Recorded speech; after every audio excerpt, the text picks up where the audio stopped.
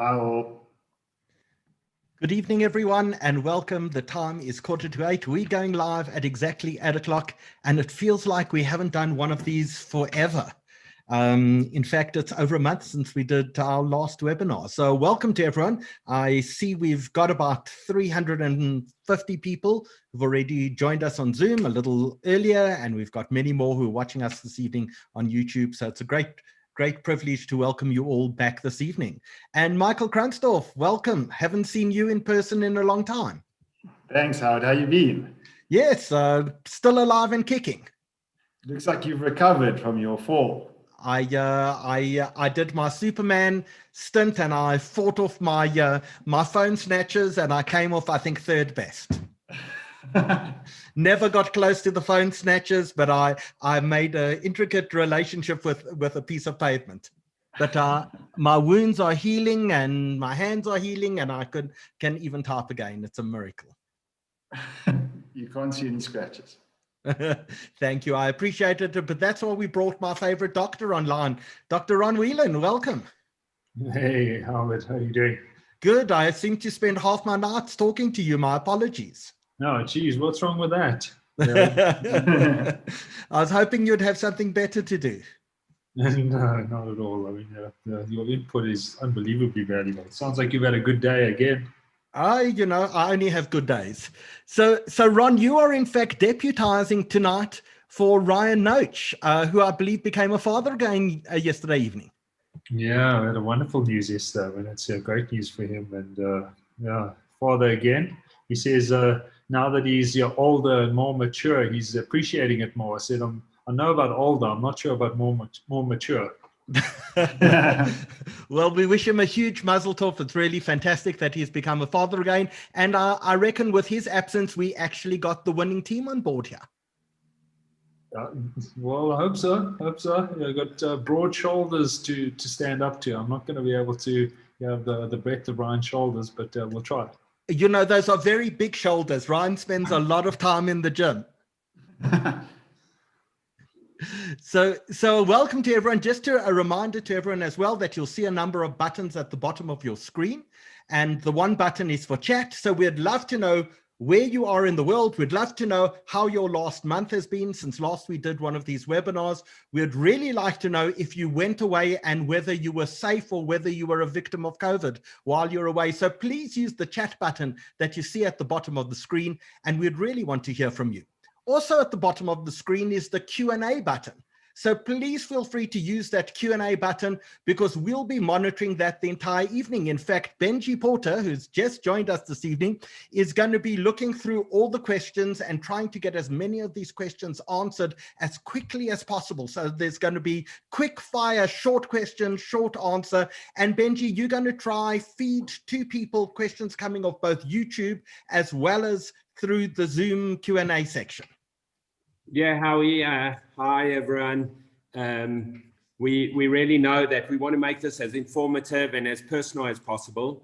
And so we've got a team, Danny, you can see Danny Kadar checking out the YouTube, as well as the Q&As coming through. And we will try to cover as much as possible.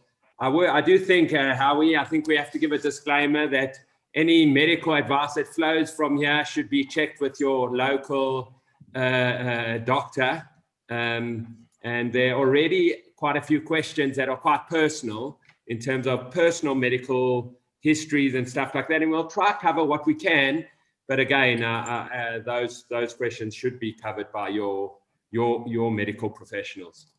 So tonight we're going to try to give a broad overview, but most importantly, I think there's been a lot of despondency because people haven't seen any vaccines in the country, and people are not sure if we're going to get any vaccines. So we want to try to demystify all of that this evening and to try to give people some understanding. And I think with understanding comes hope as well, because I think it's been a very rough few weeks for our community and for South Africa in general.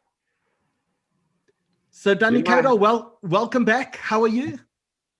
Feeling fresh, Howard, feeling fresh. I think the year has officially kicked off. It started off with a bit of the Jan blues, but middle of January, I think we're back in action and ready to go. And what better way to start off the year with the Jewish Report webinar?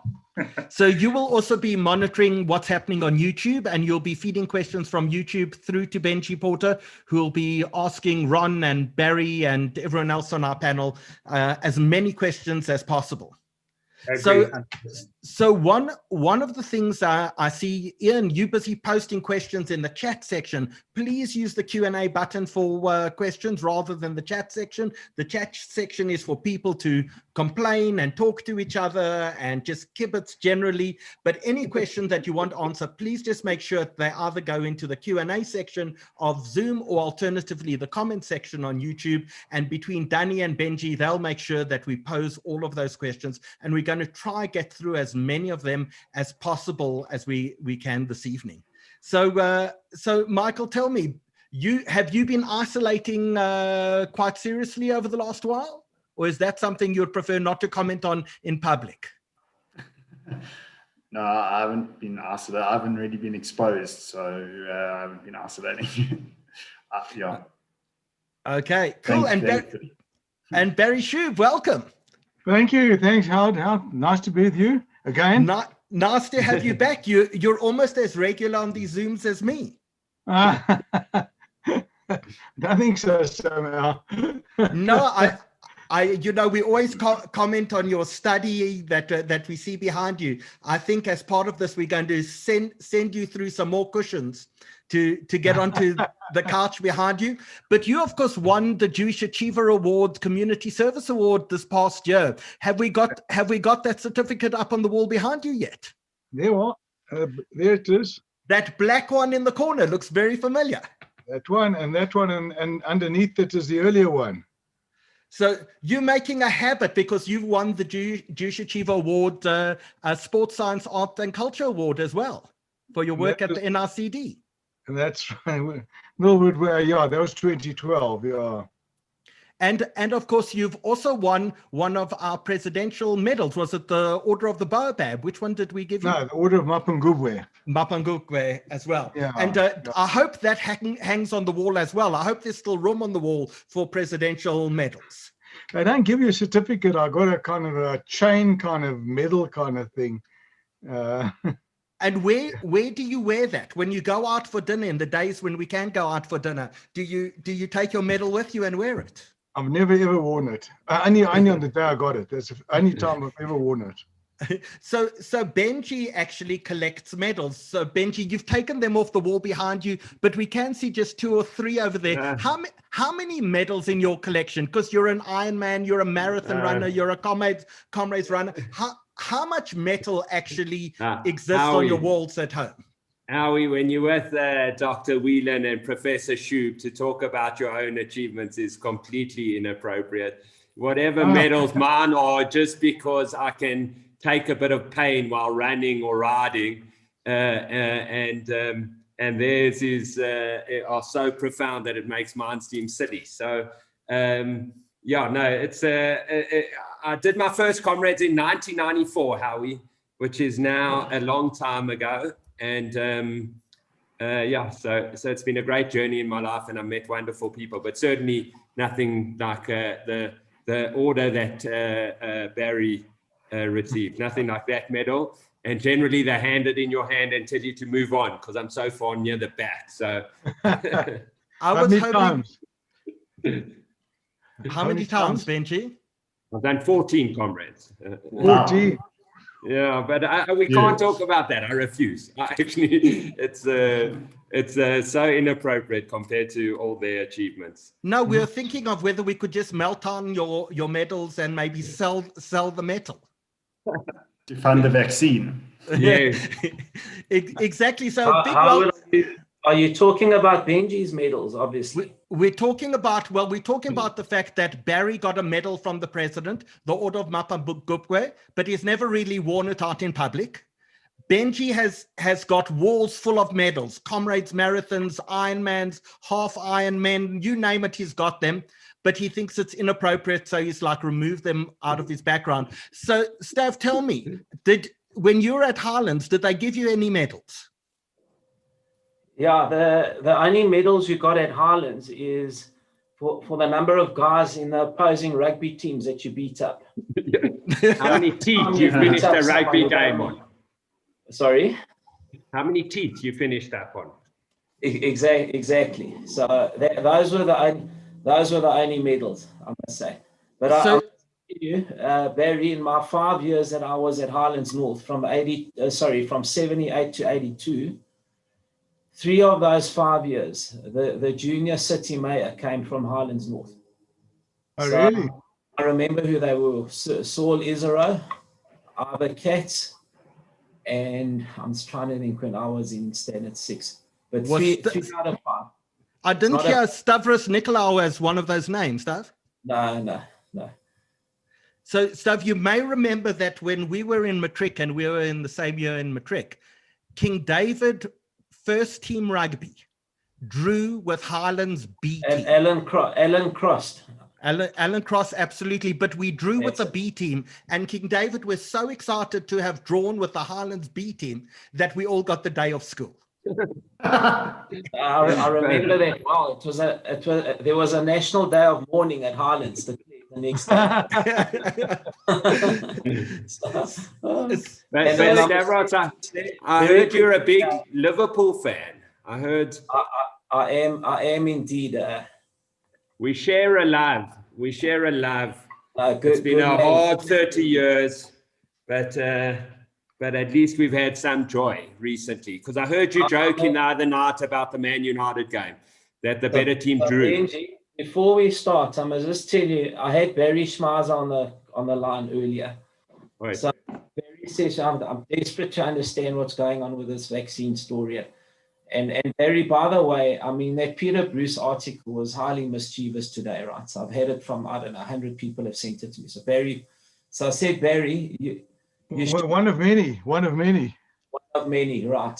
So I said to Barry, if you were a little kinder to Liverpool last Sunday, I might be giving you answers today.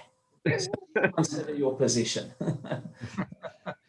Well, you know, the fact that Barry has recovered after a horrendous ordeal with COVID just proves that maybe you can't keep a Man United supporter down after all, eh? I was a bit worried about that, in fact, yeah. So just to let people know, we'd love to know where you are in the world, and we've got some amazing people telling us where they are coming in. We've got people in Johannesburg, we have some people in Pretoria, Port Elizabeth, San Diego in the USA, more Port Elizabeth coming in. We have, let's see, Cape Town. We have someone watching us from Riyadh. So Durban. Uh-huh. Durban. In fact, Barry, we have an amazing following in places like Pakistan and Saudi Arabia, Kenya, DRC, Brazil. Besides for fantastic, it was wonderful to see, for example, the Kaplans on Toronto. They're very regular. I see they posted. Nice to have Aubrey and Etienne back with us in Toronto. But we have hundreds of people who watch us in the United States, Canada, UK, throughout Europe. Lots of people in France watch us. Israel, we have a big following. The only place where we don't have a big following is in Australia, because those people, in fact, insist on sleeping at the time, which is our most productive here in South Africa. But we hope they catch up by watching everything on YouTube, because of course every webinar we've done, and this is the 69th webinar that we've done since the start of lockdown, each one of our webinars on the South African Jewish Report channel, which you can access by just going onto YouTube and looking up the South African Jewish Report, and you'll find a full listing of all our webinars, and it's medical and it's information and it's entertainment,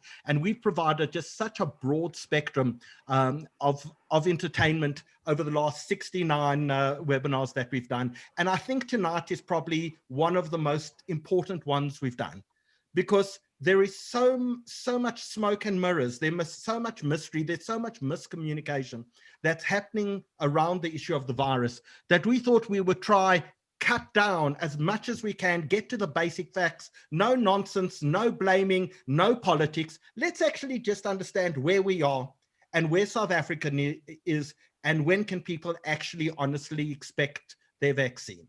And I think for so many people who are watching, we compare ourselves to what's happening in the world. And I think many of the people watching us are looking what's happening in Israel, who tonight will hit I think 40% of the population inoculated. And we say, well, we haven't inoculated anyone, and they're sitting at those enormously high figures. but you look at places like France, which is sitting at like 0.6%, and other places in Europe who haven't even started yet. So we have to just gain some broad perspective of exactly where we are in all of this. But I think hope can only come from information.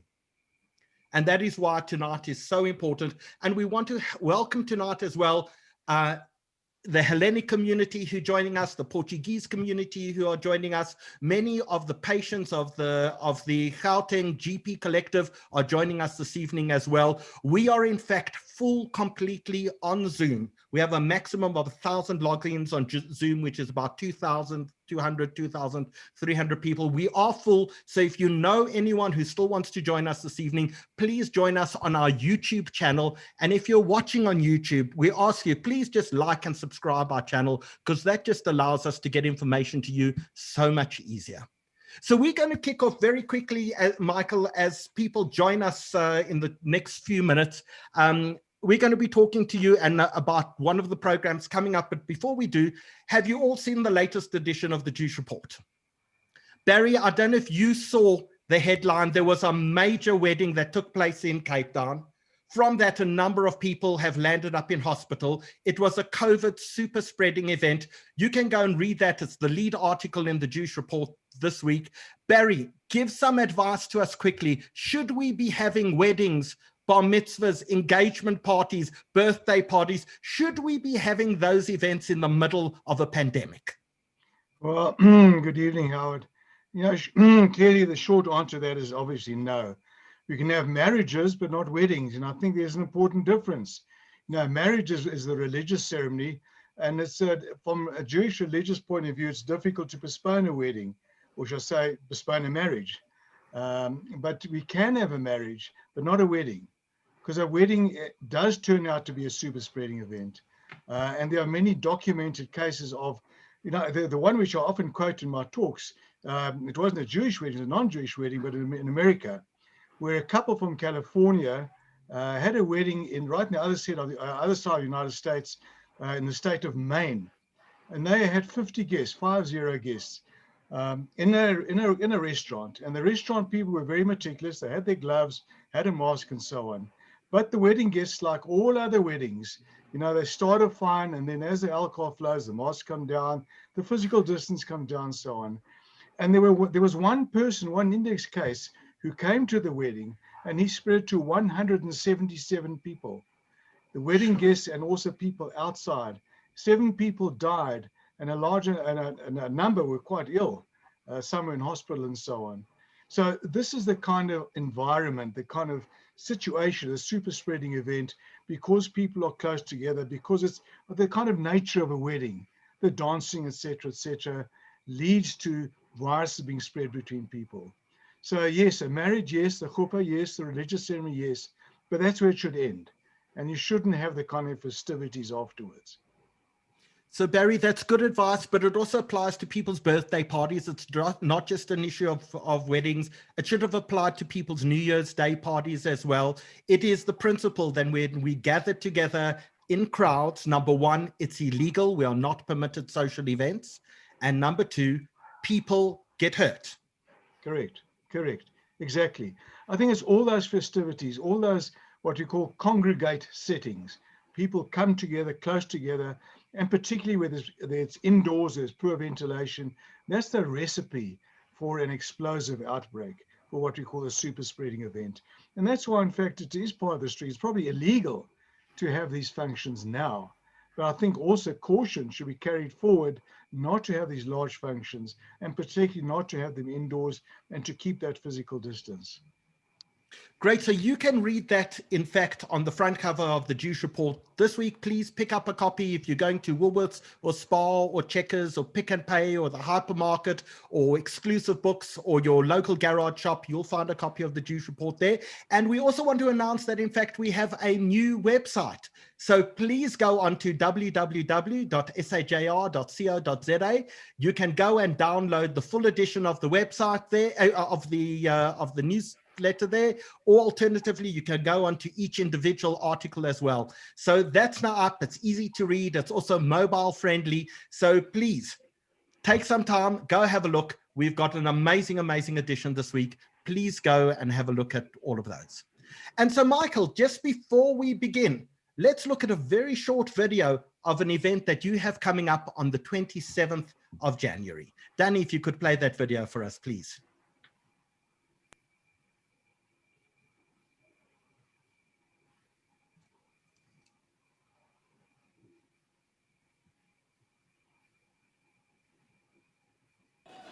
For years, tens of thousands of Israelis have faced security threats.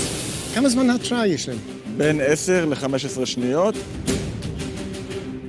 Being very close to the Gaza Strip, this is actually the focal point of the firefighting activity.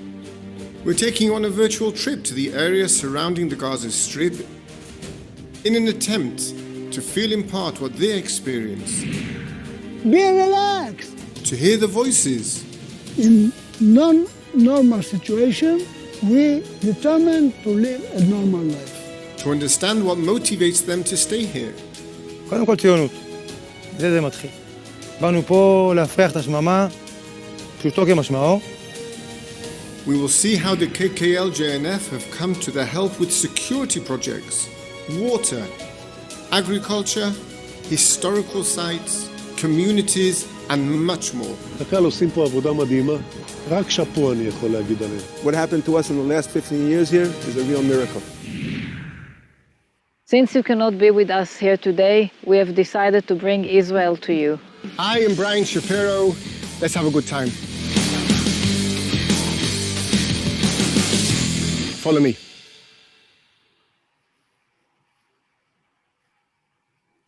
So, Michael, you're chair of the JNF in South Africa. The 27th of January is Tu B'Shvat. What exactly is Tu B'Shvat for those of us who aren't quite sure? So thanks, Howard, for having me on. Tu B'Shvat is the Jewish birthday of the trees. It's our Arbor Day, where we celebrate trees and the environment. Traditionally, when there was a temple in Israel, farmers would take on that day a portion of their crops to the holy city of Jerusalem to share with the poor and to eat it. This year, obviously, because of Corona, we're not able to travel and to visit Israel. So we've decided as the JNF to bring Israel to South Africa and showcase some of the amazing things they're doing in the south of Israel and in the Negev for the environment and the people who live there. But you're involved not just in environmental issues in Israel, you're involved in environmental issues in South Africa as well. Tell us one or two of the things that the JNF does in South Africa. The JNF has two environmental centers, one here in Gauteng in Mamelodi and another one in Durban, where we work with the Department of Education to promote knowledge about the environment. We do greening projects in the townships. And now with Corona, obviously food security has become a massive issue. And we focused on building urban gardens in our centers, partnering with people like SA Harvest and to help grow food to actually feed the community of Mamelodi. That's quite remarkable. So on the 27th, you're going to be taking us on a virtual tour of the south of Israel. Tell us how we register for that. How do we join you on the 27th of January? So there's a link that's just been shared. Please, if everyone would click on the link. It's in partnership with the South African Zionist Federation. If you click on that link and leave us your details, we'll send you the Zoom link, just like you do for the SA Jewish Report events. And we'll see you on the tour on Wednesday, the 27th. Fantastic. Thank you so much for joining us. Look forward to it. It looks like an amazing, exciting experience to be able to do tourism from our own homes in South Africa. So thank you for joining us, Michael. We'll see you on the 27th and best of luck for your event. Thanks, Howard. Bye. So I think many people may have seen today the fact that Jackson Mthembu, the minister in the presidency, someone who I worked very closely with on the Ramaphosa campaign, in fact, passed away from COVID today. And I think part of the lesson is that this virus does not understand race. It does not understand political connections. It doesn't distinguish between rich and poor. It attacks you regardless. And I think that is one of the lessons that we've learned today with the passing of Jackson Mthembu as well. But not all the news is bad news. In fact, tonight, I think we're going to be talking about really good news, but we want you to participate in everything that we're doing. So please look at the bottom of your screen. If you're on Zoom, there's a Q&A button. Benji is busy monitoring the Q&A button on Zoom, and he's going to be posting as many questions to our panelists as possible. Danny is monitoring the Q&A section or the comment section on YouTube, and he'll be passing those messages through as well. So please, feel free to participate, ask as many questions as possible. And I'm going to beg and plead with our panelists. Guys, we're going to be firing questions at you. Short questions, short answers. Let's try to get through as much as we can in as short a period as possible. So Ron Whelan, you are here, busy deputizing for Ryan Noach, who had a baby yesterday evening. A big mazel tov from all of us.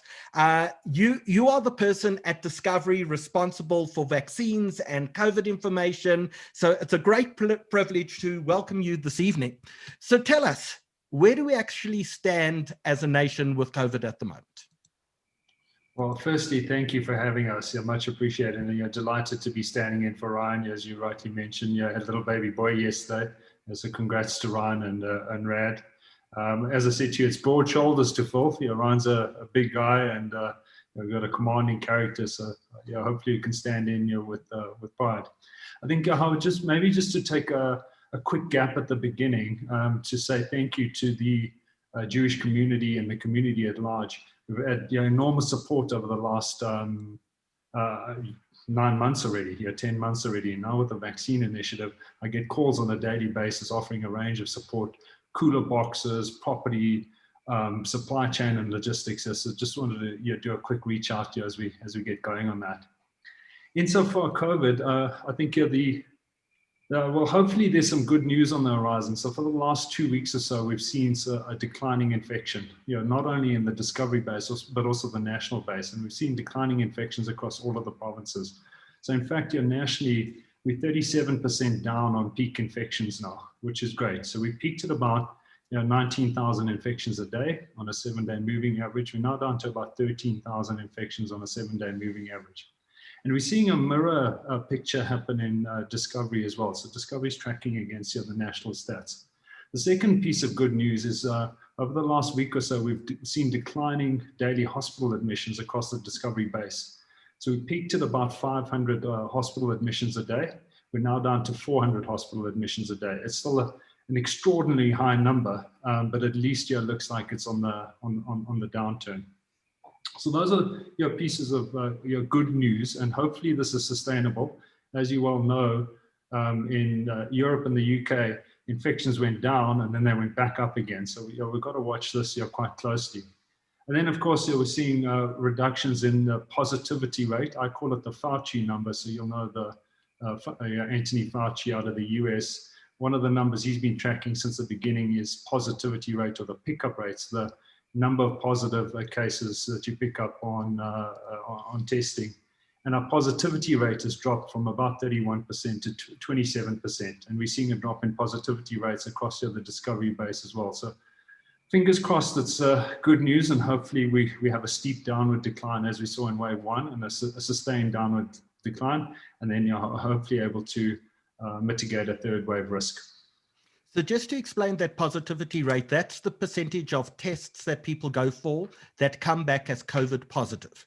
Exactly. So that's a clear indication. I think we peaked at 34%, and there's been quite a substantial drop in the last few weeks, which would show the trend is declining in all the key indicators. Yeah, exactly. As of this afternoon, we're picking up a positivity rate in the Discovery Health data of about 30% in the Western Cape. So still seeing quite a lot of infection in the Western Cape. And then across your Gauteng data, we're seeing 20%. Now, there's still concern in Gauteng as people are returning from coastal areas. So we are we're still watching Gauteng very, very closely to see whether there's a resurgence on the back of your travelers returning from December holidays.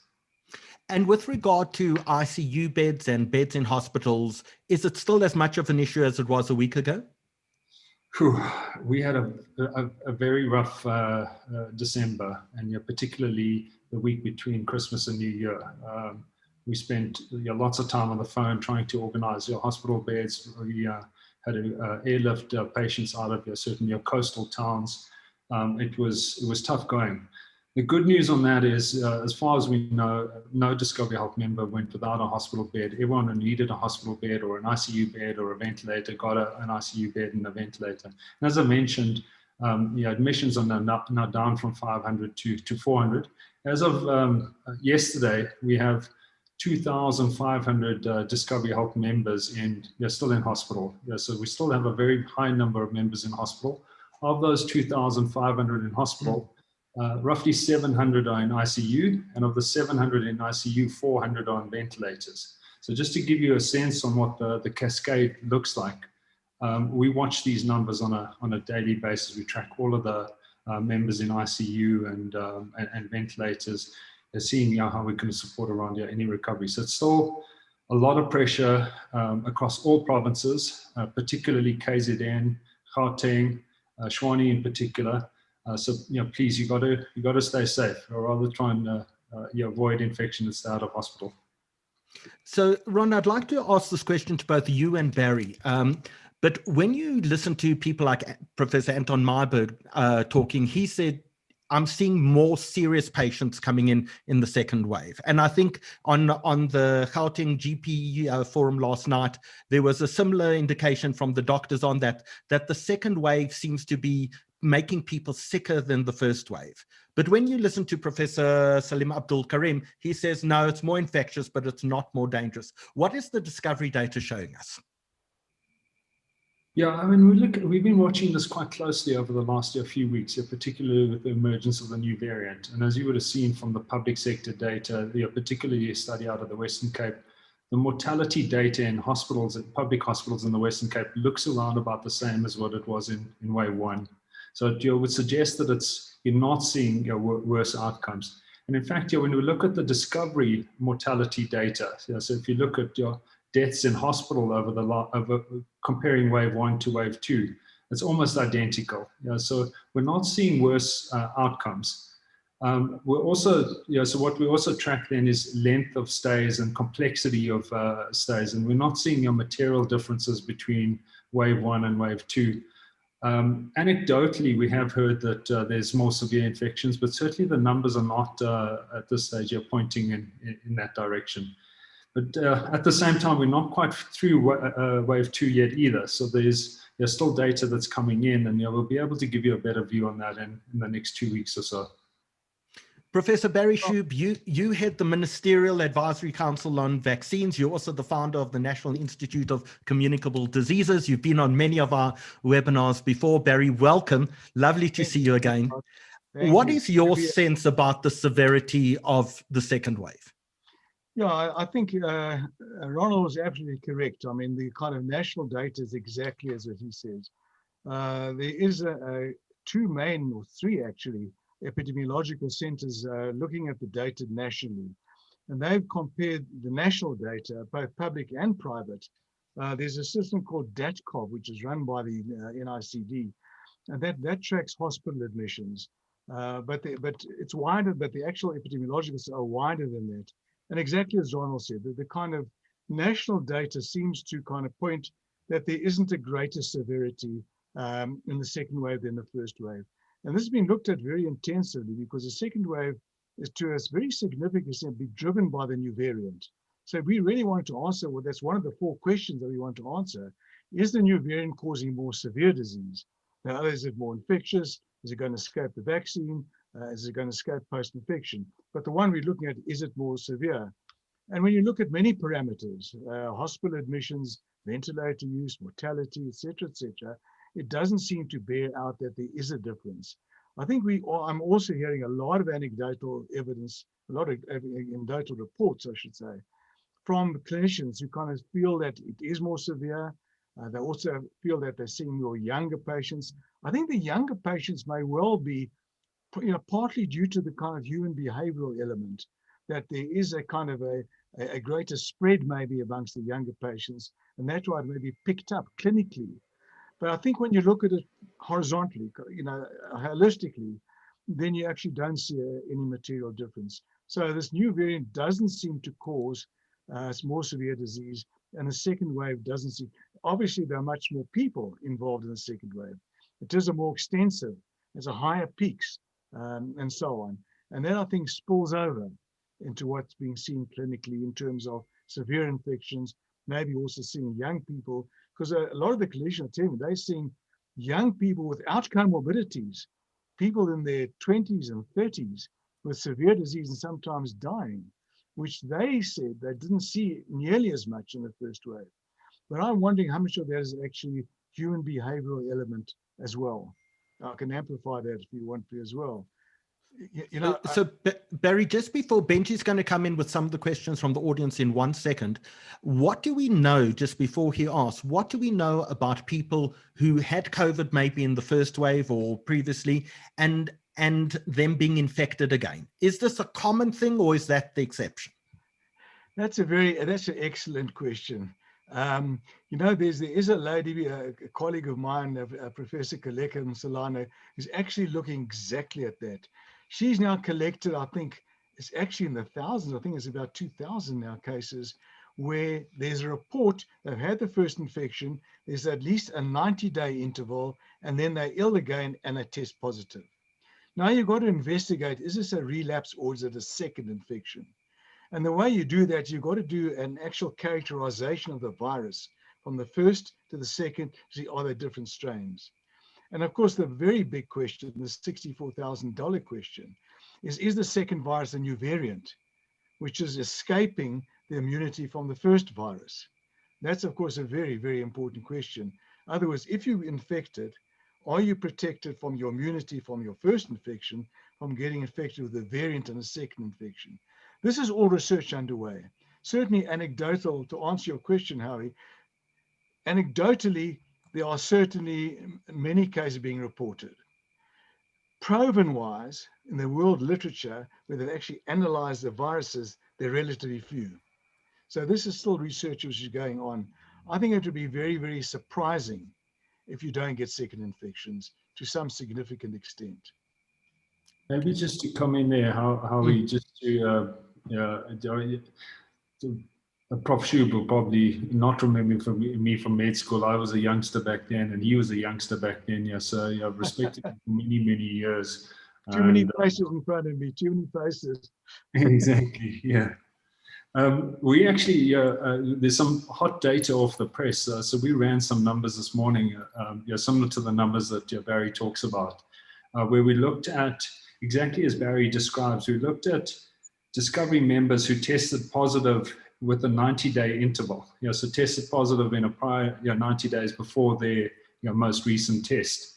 And the findings are really, really interesting. Out of that finding, bearing in mind that Discovery's done 170,000 tests so far, 170,000 tests.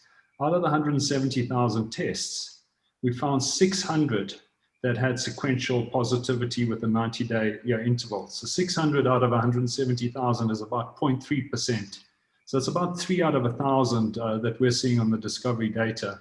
And I saw a report released earlier on today from our colleagues at the NICD who reported on 4,000 reinfections, and presumably that's across the South Africa infections of 1.3 million. And what's interesting about that number is if you divide 4,000 divided by 1.3 million, you end up with about 0.3%. So it's anecdotal research. It's certainly not scientific, so I don't want to oversell the findings at all, but I think it's quite similar to what we're seeing globally, around about 0.3% or 3 out of 1,000 reinfection. But as Prof. Schoub mentions, what the new variants do to that is very concerning, and we're not sure. Benji, do you have some questions that have come in from members of the audience? So that the new variant is a big topic coming through on both platforms. And obviously, maybe the first question is, would the new variant, does it affect the kind of vaccine that we would choose to use? What is the research, and how do you feel about the vaccine effectiveness on the new variant? All right, should I kick off, Howie? Yeah. Okay. So let's just rephrase the question in simpler terms. Will the vaccines be effective against the South African variant, which, for want of a better name, is variant 501? Yeah, Yeah, they actually don't like it being called a South African variant for obvious reasons. It's like a China virus. I think the official name is 501 variant 2. You can call it variant 2 just or variant for simplicity. Now, this is work in progress. There are laboratory studies not looking at the vaccine-induced immunity, but infection-induced immunity. And where they've taken sera, in other words, blood specimens from people that have recovered from the first infection, who've got antibodies against the virus, they don't neutralize this variant. 50% of them, there's no neutralization at all, zilch. The remaining 50%, there's a greatly reduced neutral. So that's very worrying signal. The problem with the vaccine is that it's difficult to actually, in South Africa, of course, we haven't had many people that have been on the vaccine, only those people on the trials. But anyway, they've looked at some panels and there's actually mixed results. Some of the panels of post-vaccine sera don't neutralize the variant, and that's worrying. However, I just today, in fact, a few hours ago, got information from studies done in the States where they've looked at artificial viruses, not the proper virus, artificially constructed virus. You call them virus-like particles, where they've engineered those 3 mutants, which are the problems with the variants. And the post-Pfizer vaccine does seem to neutralize it. So there are now mixed results. Some say yes, some say no. This is work in progress. Look, it's not going to affect the vaccine rollout at the moment, but it is something we are worried about. It's something that we are looking into, and it's something we need to kind of be expanded research-wise. So I can't give you a clear answer. All I can say, there are some alarm bells ringing, but at the moment, it does look as if the vaccine probably will work. One other thing I should mention is that antibodies produced after vaccination are at a much higher level than after infection because it's targeted. And at a high level, it does seem to affect the variant. So the two bits of good news, one bit of bad news. So I think the question, Howie, I think the question is twofold. I think the question is, one, what you've answered, and the second one is, does it matter which vaccine, like the Moderna, the J&J, on the new variant? No, so far not. Doesn't seem to be a difference. I should say that the two, what we call mRNA vaccines, that's the Moderna and the Pfizer, on the trials had a higher efficacy, okay, than the AstraZeneca, whether that will be translated into efficacy against the variant, we don't know at this stage. Can you explain that? It's been a question, what does efficacy mean? Okay. The way they do it, the efficacy means it's a result in the trials. When they do a trial with volunteers, they separate the volunteers into those who get the vaccine and those who get a dummy, what you call a placebo. Then you wait. And when there's an epidemic, some people will get infected. Once you get a certain number, it's usually a few hundred, then you analyze, okay? How many are in the treatment and the vaccine arm? How many are in the placebo arm? And then you do your calculation. So in other words, if there are 90, for example, in the control placebo, and there are only 10 in your vaccine, that's 90% effective, and so on. So can we just ask, before we get on to, and we're going to get into great detail onto issues of vaccine, but can we ask about mortality rates with COVID? Because what is I've heard it range from 0.2%, 0.3%, 1.5%. What do we actually know and understand about the mortality rate? And Ron, I see you nodding your head, so maybe we should give you first shot at that. I'll go after Ron. Yeah, I shouldn't have nodded my head there, Barry. That was really silly. I was looking forward to your answer. I'm sure you'll know. I'll take a stab at it. I think the first thing to note is that widely reported in the media and in many stats is called case fatality rate. And case fatality rate measures the number of COVID deaths divided by the number of reported infections. So typically in South Africa and most other countries globally, case fatality rate is about 2.7%. The one big problem with case fatality rate is that we grossly underestimate the number of infections in any given population. And the reason for that is there are people who are asymptomatic that don't know they were infected. There are people with mild symptoms, and there are people who don't get tested. So we grossly underestimate how many infections are actually in the community. If you then extrapolate on the actual number of infections in the community and cross-reference that with excess mortality statistics, we find that the infection fatality rate, so the infection fatality rate is the true fatality rate, is about 0.28% in South Africa. So, Howie, maybe your numbers are actually quite close. You said 0.2 to 0.3. 0.28 is the numbers we're working on at the moment. Incidentally, when you look at countries like the UK, it's closer to 1.08. So about 1% infection fatality rate in the UK, certainly.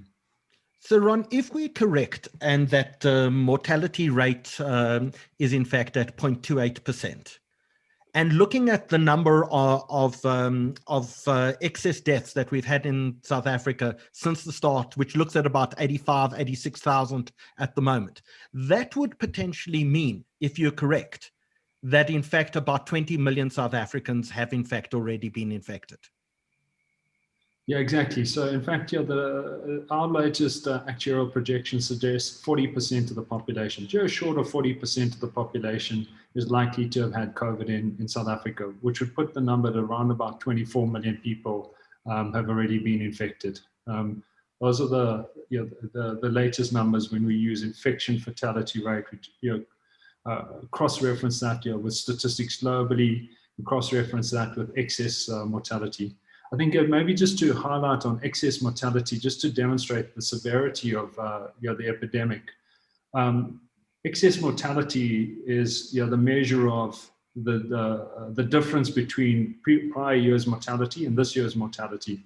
And what we're finding at the moment is that South Africa is recording about 20,000 deaths a week, whereas a normal cycle would be recording around about 10,000 deaths a week. So that shows you the differential in what's happening in South Africa. And we're seeing that pattern across most provinces, most notably the Eastern Cape in the early parts of December. So Barry, do you agree with that? Is it possible that we're halfway to herd immunity already without any vaccines? I wish I could say yes, but unfortunately not. One can calculate the numbers as Ron has done very, very well, and I totally agree with him. There are a couple of problems. First of all, people that have asymptomatic infections particularly don't develop good immunity. They have either very short immunity, certainly not durable, and not very effective immunity. So certainly if we look, for example, we do what you call seroprevalence studies. You look for antibodies. And that is a measure of previous exposure. It's a lot less than 40 million, much less than that. And even that doesn't tell you how many people are immune. So I think we can't use that calculation because it's unreliable in telling you who is actually protected. You don't get necessarily protection after you've had an asymptomatic infection. And an asymptomatic infection is probably the kind of bulk underneath, the underpart, unrevealed part of the iceberg. So, even after clinical infection, as we just said now, you do get second infections. And it appears that the more severe the infection, the stronger the stimulation of the immune system and the better the immunity in general terms. So unfortunately, no, we can't extrapolate that to herd immunity. Wish we could. Stavros, Nicolaou, I want to bring you in at this point in time. You've been sitting there very quietly on the side. You, in fact, here in two capacities. Your one capacity is Business for SA. You are leading, in fact, the business community's drive to help in the vaccine rollout. That's the one capacity. The second capacity is you're here as a representative of Aspen Pharmacare, and Aspen have a vaccine production facility in Port Elizabeth, and we understand there's some arrangement between yourselves and Johnson & Johnson to potentially start manufacturing at some point in time vaccines in South Africa. I know you're subject to many NDAs at the moment, but let's just very briefly touch on a very broad view of what is Aspen's potential role in manufacturing vaccines in South Africa. Howard, firstly, good evening and thanks very much for the invitation. I must say in the last 30 minutes, I've been swamped by WhatsApp messages from many of my Jewish friends asking whether I'm a guide. My simple answer was not as yet. So let me clear that on air firstly. Howard, let me answer your question directly. And I'm going to preface what I'm going to say by indicating that there's very little vaccine capability and or capacity on the African continent. Now we know Africa constitutes 13% of the world's population, but it has arguably the most disproportionate disease burden of any continent in the country. And it's no different for South Africa, even if you were to segment South Africa out of the total continent. So manufacturing capacity for pharmaceuticals, but more specifically in this instance, vaccines is a very rare commodity on the continent, and is far and few between. So, to the best of my knowledge, there's very rudimentary manufacturing capability in Northern Africa. There's a plant that does yellow vaccines in Senegal, but it's not very functional at the moment. And then we have two facilities in South Africa. We have Aspen and a company called BioVac. So we felt as Aspen it was important to invest firstly in sterile capability, because these are sterile products, are made under the most stringent sterile conditions. These are things that you're injecting either intramuscularly in the case of what we call IM injections, in the case of the vaccines, COVID vaccines. And there are other products that we manufacture that are intravenous products. So we felt it was important to develop this capability on the continent for precisely the reasons that we are seeing playing out now, where there's this global grab, some call it a heist, whatever you want to call it, of vaccines globally. And we saw this with the first wave with PPE, personal protective equipment, and other key pharmaceuticals, therapeutics that were being used to treat the COVID at the time.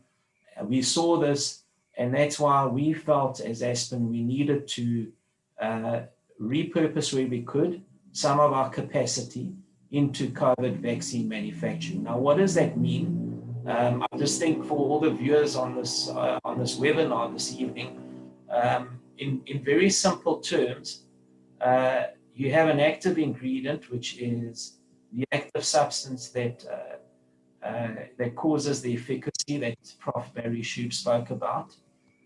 You then take this active ingredient and you formulate it. So this is putting it into solution. It's a bit like a recipe, if I can call it that. And then it gets bottled into, in the case of a COVID vaccine, into a vial, and then it gets labeled and packaged, and then it's good to go. This all happens under highly stringent sterile capabilities, as I said. I've deviated slightly, Howard, because I think we've had many questions as to what exactly is it that Aspen will be doing, and what exactly do we have by way of capability in the country. So we have capability to formulate, liquid fill, package and label. We don't have the capability as yet in our country to do what we call is the active substance. So lastly, let me just say that because we don't have the active substance, the only way that in the short term Aspen could get this right was to enter into a technology transfer and what we call commercial manufacturing arrangement for Johnson & Johnson's candidate vaccine. I'm stressing it's a candidate vaccine because they'll only be releasing their phase 3 clinical data next week, and then we'll have a good sense of what the data looks like. But for now, the best way for South Africa to get some type of manufacturing capability was through a technology transfer arrangement. Of course, futuristically and aspirationally, I think we would like to backwardly integrate our capabilities in South Africa so that we're not dependent on other countries and other jurisdictions for the security of supplying vaccines and other key medicines. So, Steph, let me just summarize as I understand it, and you'll tell me if I'm stretching beyond what's publicly available in the public domain. But from what I understand, Johnson & Johnson next week will publish their results. Everyone's hoping their results will be really good. It will probably go to the FDA first for approval. It will then go to SAHPRA, South Africa's administrative body, for approval. And if all of that is given, they will ship you the active ingredient, and you will mix it, bottle it in South Africa. But your client there is not the South African government. Your client there is Johnson & Johnson. You have to supply back to Johnson & Johnson. Am I understanding that correct? You are, Howard, and if I can amplify that slightly.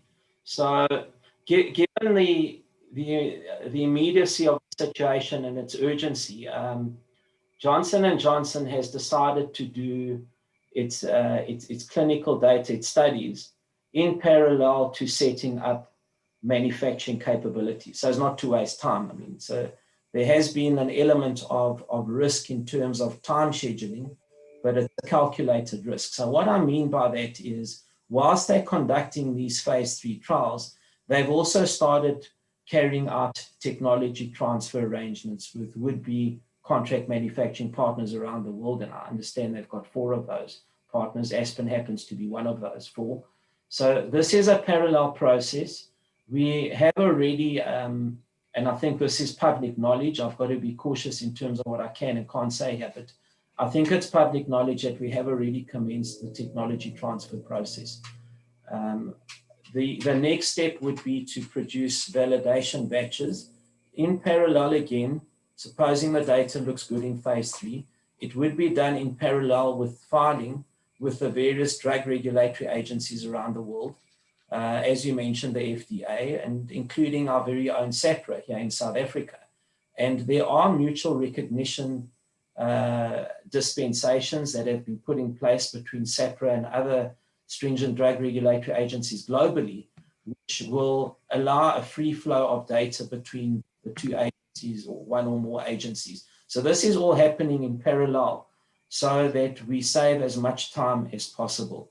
So when approval happens through SAHPRA, and please God, all the trials go well, and next week's announcement goes well, then the next step, once you have registration, and Aspen has to file what we call a manufacturing data pack, as soon as J&J file their phase 3 data, all of this happening in parallel, validation batches work out, then you go into commercial production, which is what patients would get.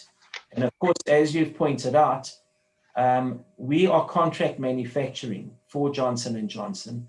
They would ultimately decide the allocation and or designation of where these vials that we manufacture go. They have made a commitment publicly, have J&J, that they intend servicing both developed or mature markets, as we call them, and then emerging and developing markets. And we kind of fit somewhere in the middle as South Africa. So I think they have given that strong indication.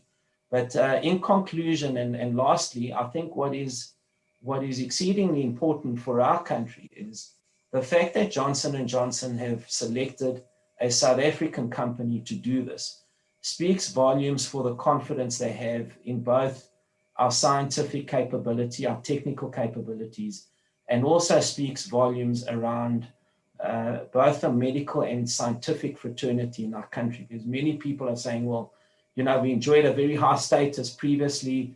Our medical fraternity were highly regarded and widely acclaimed globally. So it's good to know that cumulatively, the clinical trials that are happening, clinical trials that are happening in our country, coupled with the fact that a South African manufacturer has been chosen out of many thousands of options that J&J have got, speaks volumes for our country's capability. And if we're looking to inspire some hope, I think this is part of that inspirational message. Thanks very much. So Stav, just two lessons that I take out of this, correct me if I'm wrong, is number one, it's no use people coming on, knocking on your door and say, slip me a vial here. The answer is go to Johnson & Johnson. They're the ones who will make the deals with you. That's number one. Second thing is you have production, I think it's in public domain, of approximately 1 million vials a day, providing you get sufficient active ingredient to put into that. When all going well and holding thumbs and approvals all going quickly, when do you hope to be in full production to be able to produce that level of vaccine? So, Howard, I can only partly answer some of those, partly because some of the answers aren't known yet, and partly because of the NDA, the disclosure aspects that you highlighted at the outset. So let me say firstly, you're quite right. The decision as to where this gets allocated remains a sole domain of J&J at this point in time.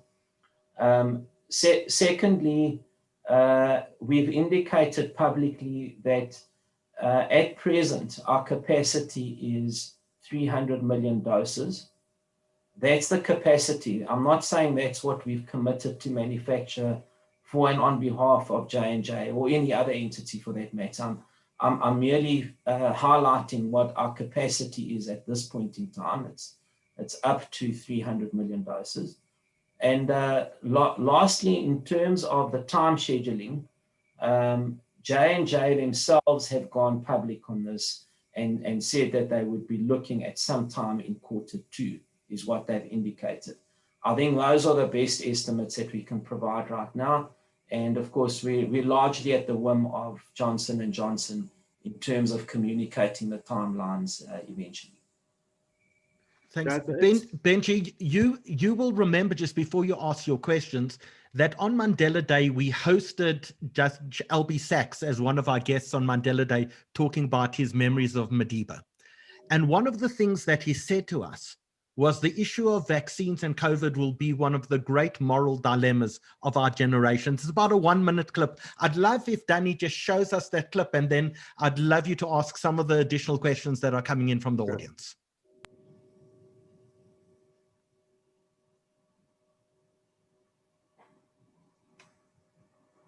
You take that energy and you turn it around. So we've got now COVID-19. It's keeping us apart.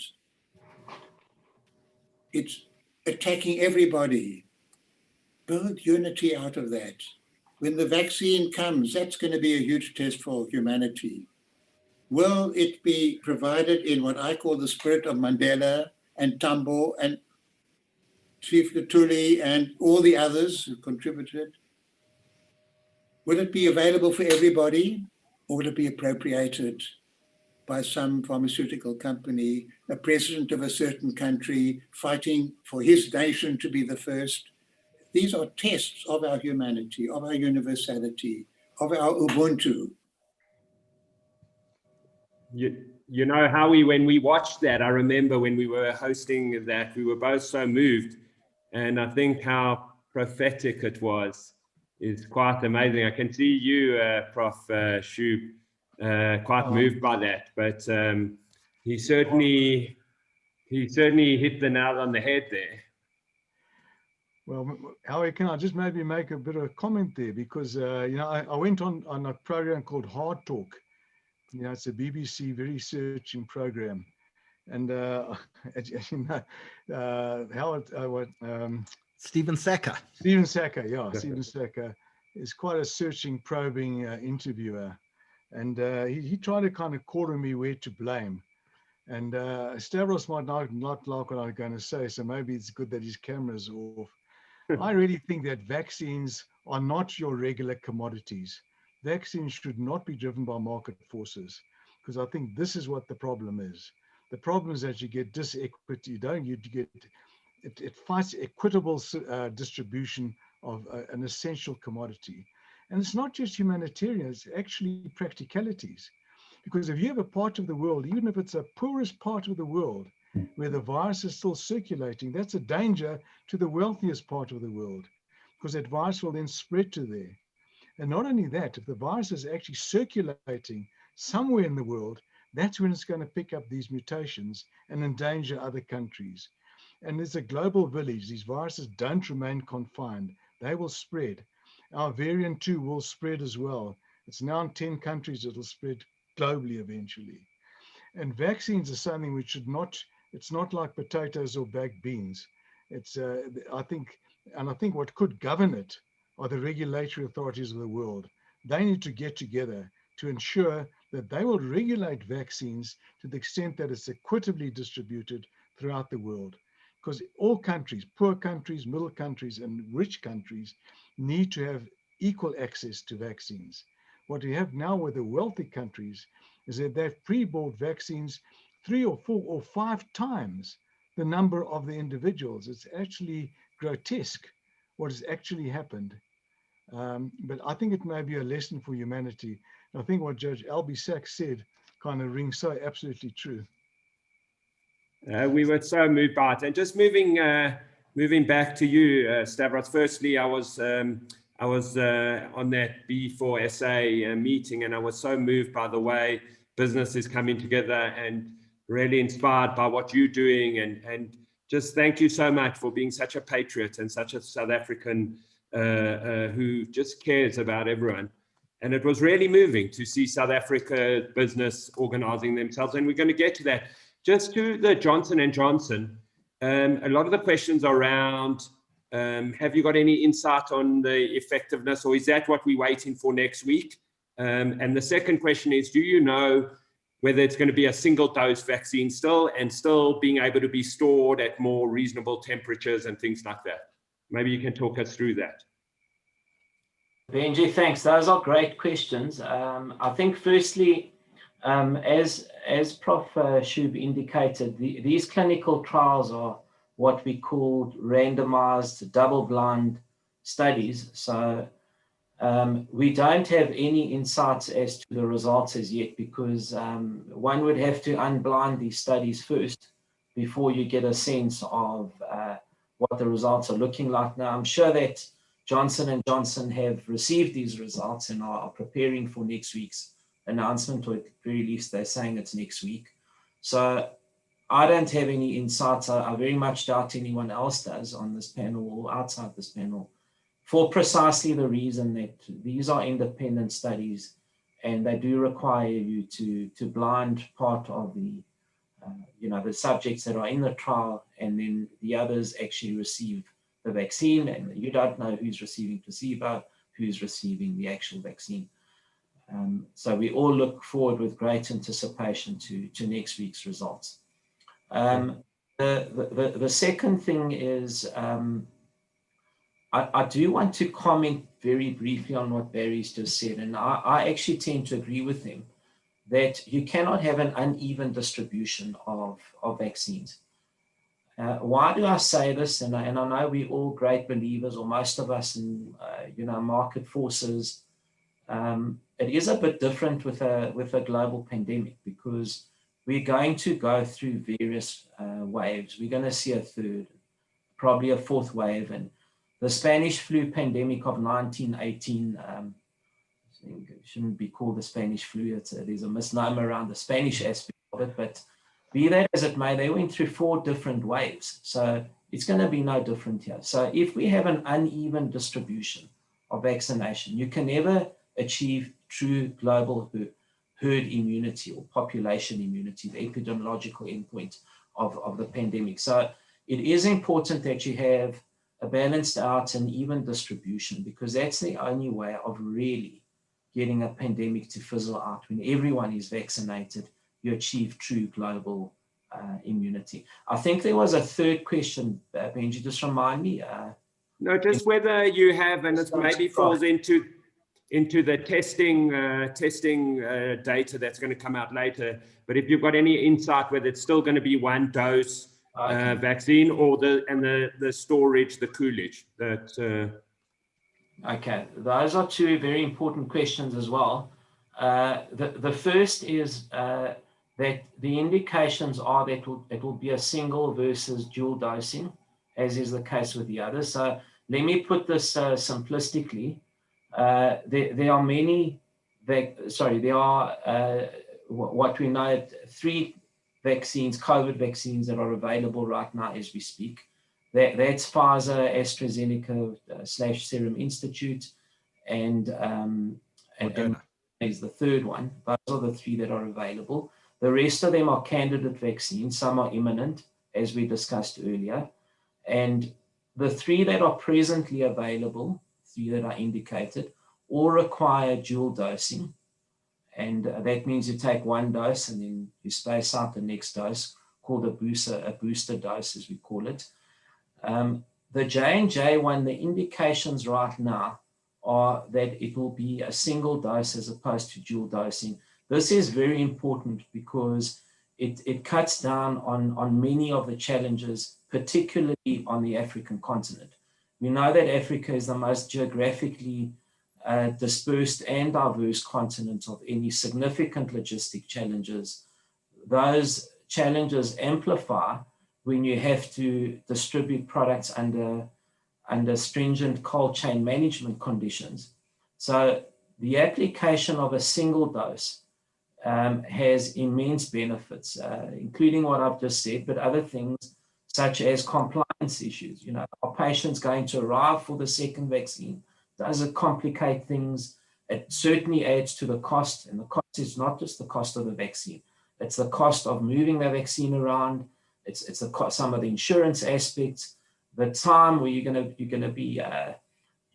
to free up a lot of healthcare professionals that are administering the vaccine if it's a single as opposed to a dual dose vaccine. I mean, we've worked out that you're going to have to, and this is aspiration, of course, but if you were to vaccinate 14 million South Africans, which would give you about 70% of the population roughly, over 12 months, you have to do around 350,000 vaccines a day. Now, if you've got to double that up to 700,000 because it's dual dosing, you can see what it does in the overall scheme of things. So the indications right now, still probably, and we'll know definitively next week, hopefully, single dose. In terms of the storage and transportation conditions, a very important question. The J&J one, again on public record, we know that it will be stored at ambient temperatures of 2 to 8 degrees. That does not mean, however, that any one of these 3 vaccines I spoke about, and this 4th one, and many of the other candidates that will come through in time, do not require at the point of manufacture and first the primary transport step. It doesn't mean they don't require special storage conditions. In fact, they will.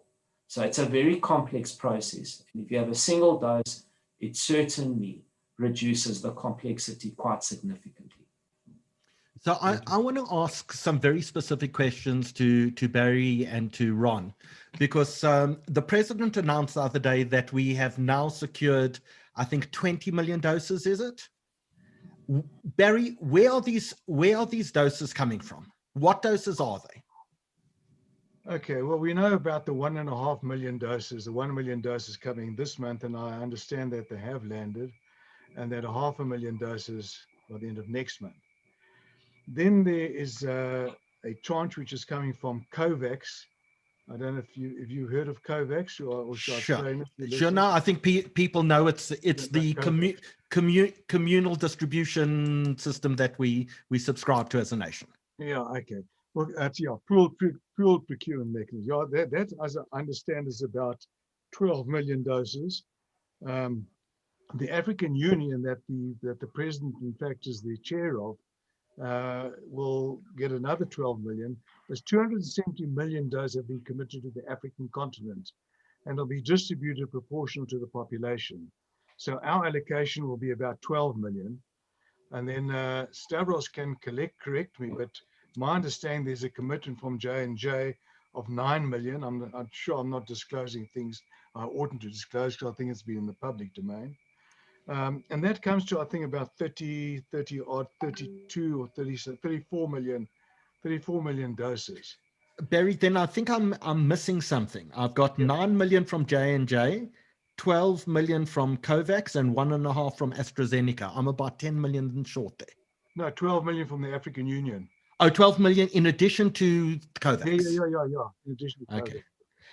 And besides for the J&J, is the 1.5 million AstraZeneca, the 12 million AstraZeneca, and the other 9? No, not necessarily. The 12 million from COVAX, the 12 million from the African unit, that's going to be a bouquet. Now we don't know at this stage what the mix is. Probably going to be all three, or maybe even J&J as well. I'm not sure, but certainly. Sorry, all three, including maybe J&J. It won't be Moderna. Moderna, there's no, you can't get Moderna. It's all pre-sold already. So Barry, just to understand this now, if we're sitting on 34 million, some of which are 2 doses, some of which are 1 doses, that probably means that we've secured probably enough for 20-25 million people in South Africa already. Right. Yeah. And so we're more than halfway there. We are. I've actually done some of the calculations. What's really kind of outstanding is about, we've got about half of what we need if we're going to reach our herd immunity level. Herd immunity is that threshold that we want to get the population, which will be the adult population, immune, because at that stage, then the virus will then be controlled. Won't disappear. There's only one virus which we've managed to totally disappear. That's smallpox. No other viruses. All other viruses are still around, but what you want to do is suppress it. Now, then there's a whole debate to what extent we want to suppress it. Can we tolerate it if we get a few infections which cause mild common cold, for example? We know there are already 4 coronaviruses which do cause common cold. If we can suppress to that kind of level, that would be totally acceptable. So there's a whole kind of debate, what is actually threshold to what we want to achieve in terms of control of the infection. So Barry, I don't know if you're a betting man or not, but usually not.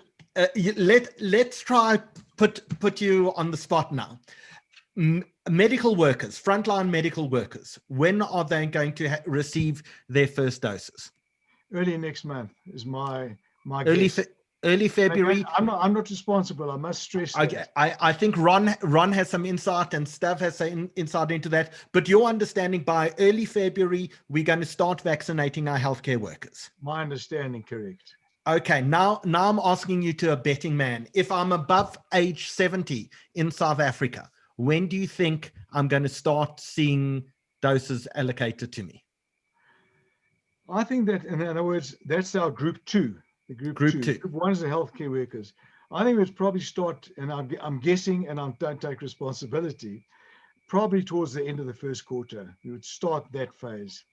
So let's just, we're talking about if everything goes well, no guarantees, but towards the end of March, we're going to start vaccinating the elderly, the general elderly population in South Africa. Correct. That's my guess. And do we have the capability to roll out to get to this 40 million people this year? I mean, we saw Israel yesterday, which is a tiny country, did 200,000 vaccines in a single day yesterday. Yeah. Can we do it? Well, even the United States, they I think at the end of, Ron can maybe correct me, but I think by about mid-January, their target was, I think, about 10 million, and they got to 3 million. So that kind of number. And it's going to be a major challenge. Maybe I can just take what President Ramaphosa said on his address. And he said, this is going to be a campaign like no other campaign. It's going to be greatly bigger than the antiretroviral campaign, which we were really successful. We are a world leader in the antiretroviral campaign. So will it kind of emulate that and exceed that? He promised that it will. It will need 6,500 healthcare workers. It will need, as you say, between 150 and 300,000 per day. So each healthcare worker is going to have to immunize 50 people per day. That's a tall order, a very tall order. It is a gargantuan challenge, there's no question. Can we do it? I think that we may well surprise ourselves that maybe it can be achieved. just going on what he said. I mean, it's going to be a campaign like we've never ever had a campaign up to now. And we may do it. We may. So I mean, Barry, I don't want to bury the headline here. That's fantastically positive news. Healthcare workers probably by the beginning of February we're going to start seeing, and we've secured more or less enough doses for our healthcare workers over February, March. They'll probably get both vaccines. Yeah. Yes. And phase 2 being I think it's about 65, if I remember, phase 2 in our country starting by the end of March. That's my guess. Your guess. Great. You can be wrong by a week or two. That's fine, even a month. But I think that's wonderful news that, like many people who are not seeing light at the end of the tunnel, there is a lot of light. Yeah, there is. You know, as you mentioned, France has only barely started. Australia, New Zealand, Korea, those countries which have been well controlled, they're only starting in March. They've elected to wait and see. So we do have one advantage, is one kind of advantage by the delay, that we can see other countries rolling out. We can get information and knowledge coming back from how it's panning out. We can pick up some of the side effects, albeit at this stage, fortunately, very rare, but we're aware of them, the anaphylaxis, for example, and so on. And we can also get a lot of knowledge which doesn't come into the media about the rollout. What are the pros, what are the cons of various kind of procedures? So there is that advantage. Look, obviously, we would have liked to start it in 1st of January. There's no question about it. The delay is unfortunate. There's no question about that. But I don't think that it is total gloom, as I think, unfortunately, some of the media tend to portray. So, Ron, if I'm a healthcare worker, how on earth do I register? How do I actually make sure that I get vaccinated? And what about the other people in my practice, the receptionist, the cleaner, people who are patient facing? Yeah, what a great question. So firstly, I mean, there is extensive work happening at the moment around preparing for this accelerated healthcare worker vaccination campaign. As part of that, extensive planning work underway, identifying all of the healthcare workers, both in the public sector and in the private sector. And as you rightly mentioned, in fact, you'll put out a communication, I think it went out earlier today. If it hasn't gone out, it'll go out tomorrow.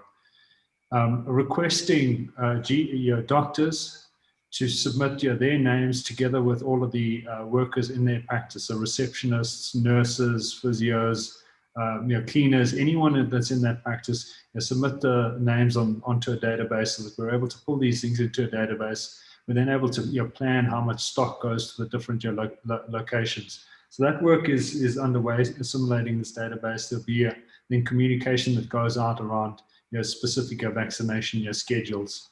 We're also working closely with the hospital groups. The hospital groups will administer their own vaccinations. So there'll be hubs across hospitals, which obviously makes sense. They've got the healthcare workers and they've got the facilities to deliver those. So well-coordinated campaign, both in the public sector and in the private sector, to ensure that we vaccinate essential healthcare workers fast. So that begs the question, if we've got vaccines probably about enough for 20-25 million South Africans, we're trying to get to the 40. Is there progress regard the rest, or are we hitting brick walls? And Stav, I want to turn to you because I think a lot of people read Peter Bruce's article in Business Day today where he claims he called up Moderna. He found a South African at Moderna is in charge of the vaccine, said, can I buy 40 million vaccines? And if so, when can you deliver? And the answer is Q2, I can deliver to you if you want. But Barry, you seem to indicate that's not entirely true. I know, Stav, you together with Adrian Gore through Business for SA have been dealing with procurement quite substantially, as well as has Ron. Where do you think we stand in getting the remaining vaccines that we need? Is the direction to me or Stav? Stav. Let's start with Stav and Barry, then I'm going to come to you. Howard, thanks. That's another great question, and I guess that's what people want to hear. One of the main reasons I would have dialed into this webinar is to try and understand, when am I going to get vaccinated, or when is my mom or dad going to get vaccinated? So I'm going to preface my response again with what the plan is. The plan is as follows. And Business for South Africa is highly engaged in supporting, assisting, and complementing government to roll out this plan. It is the most ambitious plan this country's ever undertaken, both in scale and also in complexity. There's nothing that compares to this in the last century. So I want to preface the following. If we are to try and work out the exactness of when you're going to get it, there's inevitably going to be disappointments. And this is what Barry was indicating earlier as well, because there are far better resourced countries than ours that are having false starts at the moment. And there are other countries like Japan who are only going to start their vaccination program at the end of February, early March. So this is what the plan is, and then let's work back from the plan. The plan is that we do 1.3 million healthcare workers, healthcare and associated workers, because if you're in a GP practice, the intention is that the receptionist gets vaccinated, as does the general practitioner, right? So it's not because that receptionist probably bears the same level of risk as the practitioner does. So the intention is 1.3 to 1.4 million healthcare and associated workers in quarter one.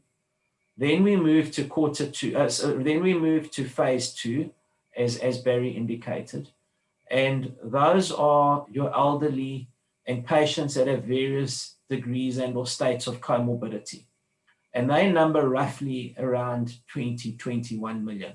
That's the segment of the population. And the intention is to do that in quarter two and quarter three. And then you move to the final phase, which would be the rest of the population, taking up to the, as we said, the target of 40 million patients. Okay. So we've roughly calculated that we've got, let's just say, around 20 million. So it's 50% of the population covered. Now, of course, we don't have visibility of all of these contracts and all the behind the scene negotiations that are taking place. But the inkling and the feedback that we're getting, albeit imprecise part of the time and a lot bolder the rest of the time in terms of projections, are that we would be able to cover the plan of 14 million in 2021, as highly ambitious as it is. We would be able to cover that or match the demand with product availability. So you can kind of work out where you might sit in which quarter.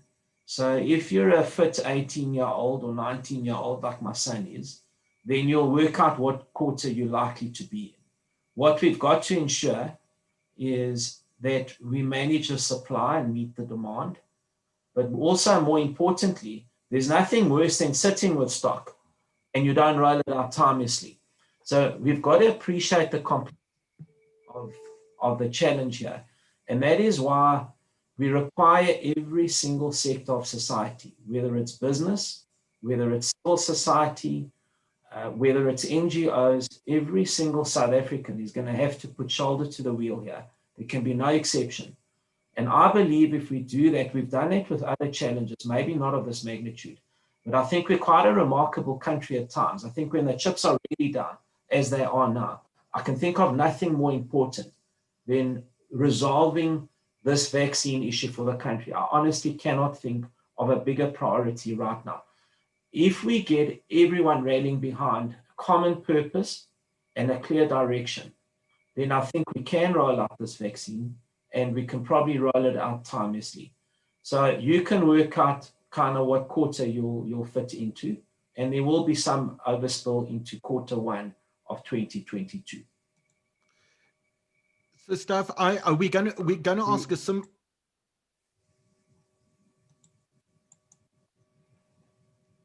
So, Howie? So, sorry, you just disappeared for a second. So we're going to ask just very quickly Ron and Barry to answer that, and then we're going to come to Benji for more questions from the audience. But before we do that, Danny, we have it's two sponsors tonight, actually, and Mantis is back with us as one of our sponsors. They've been sponsors of us since the beginning. They are responsible for so much security in our community. We'd just love to hear a word from Mantis, and then we're going to come and ask Ron and Barry to answer that same question as well, before we get to a few more of your questions.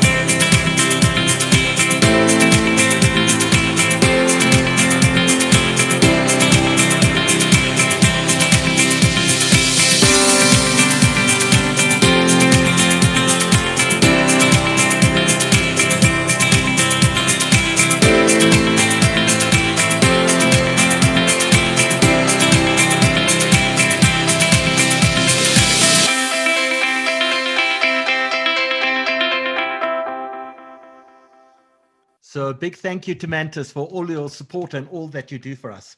So Ron Whelan, tell us, what do you know about vaccine procurement that maybe we don't know in order to complete the full 40 million vaccination for South Africa? I think Barry's given a very comprehensive and thorough answer to that, and that's certainly our latest view on the world as well. And I think he's articulated that clearly. I mean, maybe just to touch on a few of those points. Our projections are we need somewhere around 60 million doses. So if we get to around about 30 million doses, we get to somewhere around halfway down the campaign. So I think we're entirely aligned around those numbers. It's certainly reassuring that the vaccine pipeline is beginning to hot up through your COVAX and AU. I think from a discovery perspective, and perhaps a little bit from a personal perspective, I would love to see us accelerate even further. So I think it's imperative for us to get our economy going back in again. And I think if there's any supply available globally, we should be mopping up that supply. And then when you look at the way Israel has tackled this problem, I think is a beacon for how you can tackle it. And no matter what the price is, no matter what the volume is, let's get the stuff in and let's get our economy going. I say that on the back of Stavros's point around we're a remarkable country when the chips are down and are able to deliver when the chips are down. In addition to that, I think what South Africa is unique at is we have a very, very sophisticated distribution infrastructure, unbelievably sophisticated. We're world-class when it comes to distribution. And there are many, many world-class companies that, when it comes to distribution in South Africa, we can leverage that expertise.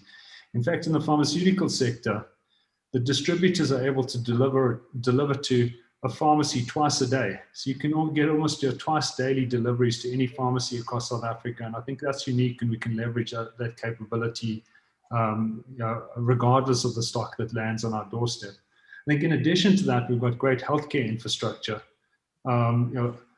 Over 3,000 pharmacies across the country, multitude of GP practices, the extensive hospital infrastructure. We've got a good healthcare base, and I think that bodes well for us being able to deliver many thousands of doses a day. Notwithstanding, it's going to be a big challenge. It's a big logistical challenge. It's enormously complicated. It's a big hurdle, but I'm sure it's. I'm feeling confident if we can get the stock, we'll be able to get it out. So Ron, just before we ask Barry, some very quick questions I see coming in. Will Discovery, for example, as my medical aid, pay for my vaccine? Yeah, I think it's been widely stated the last few weeks. In fact, Discovery Health Medical Scheme, way back already at the end of November, approved funding for the COVID-19 vaccination year program. Probably the easiest board decision we've had. It took no longer than 10 minutes to put a proposal in front of the Board of Trustees. No-brainer decision, funding approved, funding ring-fenced. So the short answer to your question is that the funding is available and ring-fenced. And even for the entire country, because I know the medical schemes are assisting government in paying, but as a worst case scenario, we're talking about vaccines for the entire country, probably approximately 1% of our annual budget as a country, at most. Yeah. This isn't money. We're talking about the same amount that we spent to bail out SAA would cover vaccines for most of the population. Very affordable, very affordable. The challenge is that it's not, there's many, and this is one of the good things about South Africa, is we have a well-established constitution, we have well-established legal and regulatory processes, we have well-established procurement processes, and those things really safeguard the system. Those systems are challenging when you're trying to get stuff done quickly, as we are at the moment. So all of these guardrails we've got in place work magnificently outside of a pandemic, but we kind of need to push the guardrails a little bit aside. So it's challenging, but I can guarantee you, and Stavros is working closely with the National Department of Health and with Treasury and your various colleagues in the public sector. There is work happening day and night across all of the national departments, all of the provincial departments. There's real capability, there's real will in those places to make this happen. So what I'm understanding is it's not an issue of money, it's a matter of issue of supply. If we can get our hands on enough vaccine, that is in fact the only thing that counts now. Money will not stand in our way. I think from an affordability perspective, yes. From a cash flow perspective, there's some planning that needs to happen, right? So sure, but the big challenge for us now is supply. It's not financing the actual vaccine itself. So Barry, what can you tell us that we don't know yet about additional vaccines on the way? Should we expect announcements over the next days or weeks ahead? I really can't answer that. I'd love to be able to answer that, Harry, but I think there are promises, there's commitments. I think vaccines are on the way when one signs on the dotted line, and I think the only dotted line at the moment which is signed is the one from Serum Institute of India, the AstraZeneca going 1.5 million. All the others are kind of, in a way, commitments, but they're not on their way. They're commitments to come in the first quarter, the second quarter, third quarter, and so on. So there are I think the commitments are pretty reliable commitments, but they're not commitments which are finalized. And that's why there are NDAs, as Stav mentioned, which one can't disclose, or I can't because I don't know anything about it. This is between the Department of Health and the various manufacturers. But the feedback we're getting is that, yes, there are commitments. These numbers are fine. We are about halfway there. The other half is what we still need to negotiate. So before we come on to the safety of vaccines, because I think that's a really important question, Benji, I know you have questions that have come on from the audience. Let's ask some audience questions. Let's come back to the issue of safety. I know there are also questions, for example, when do teachers in what category do they fall? I'm sure that's some of the questions that are coming in as well. So Benji, tell us what our audience wants answered. So look, a big question that's come through for Ronald is, you mentioned that there's going to be a system and a process, and so people want to register, and maybe you can talk a little bit through that to answer that question. Yeah, happy to. So what we've got to do, as I said, is establish a database for healthcare workers so that we know all of the healthcare workers out there. This process is being led by the National Department of Health because it's a centrally coordinated process. What we've offered to help with from a Discovery Health perspective is to collect information of frontline healthcare workers. And as you know, Discovery pays many healthcare workers across South Africa on a daily basis, and as a result of that, we have an extensive database of healthcare workers.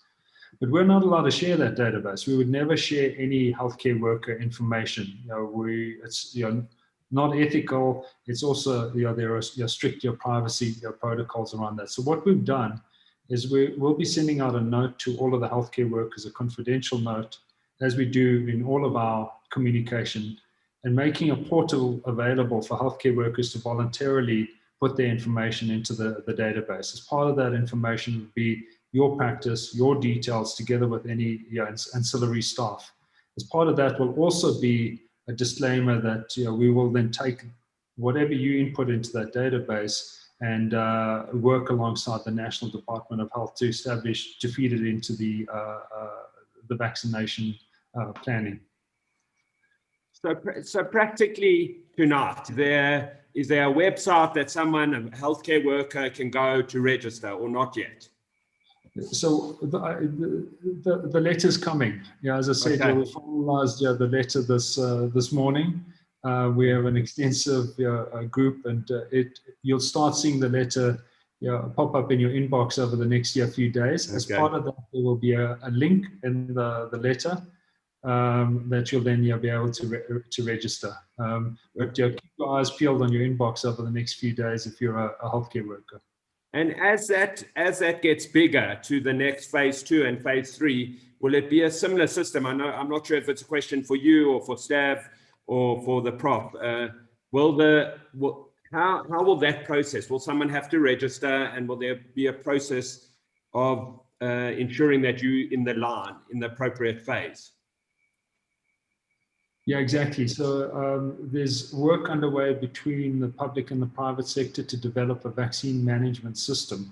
And the fortunate thing, as Prof. Schoub mentioned a little bit earlier on, because we've been able to watch from experience in other countries, there are vaccine management systems that have already been implemented. So there's actually a very good system out of India, for example, that's an open source system that's working exceptionally well in India that we're looking at closely, and we'll take a lot of learnings from that and develop into our system.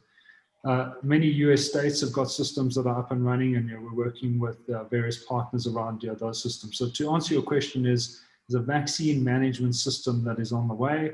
Part of that vaccine management system will be an opportunity for you to register.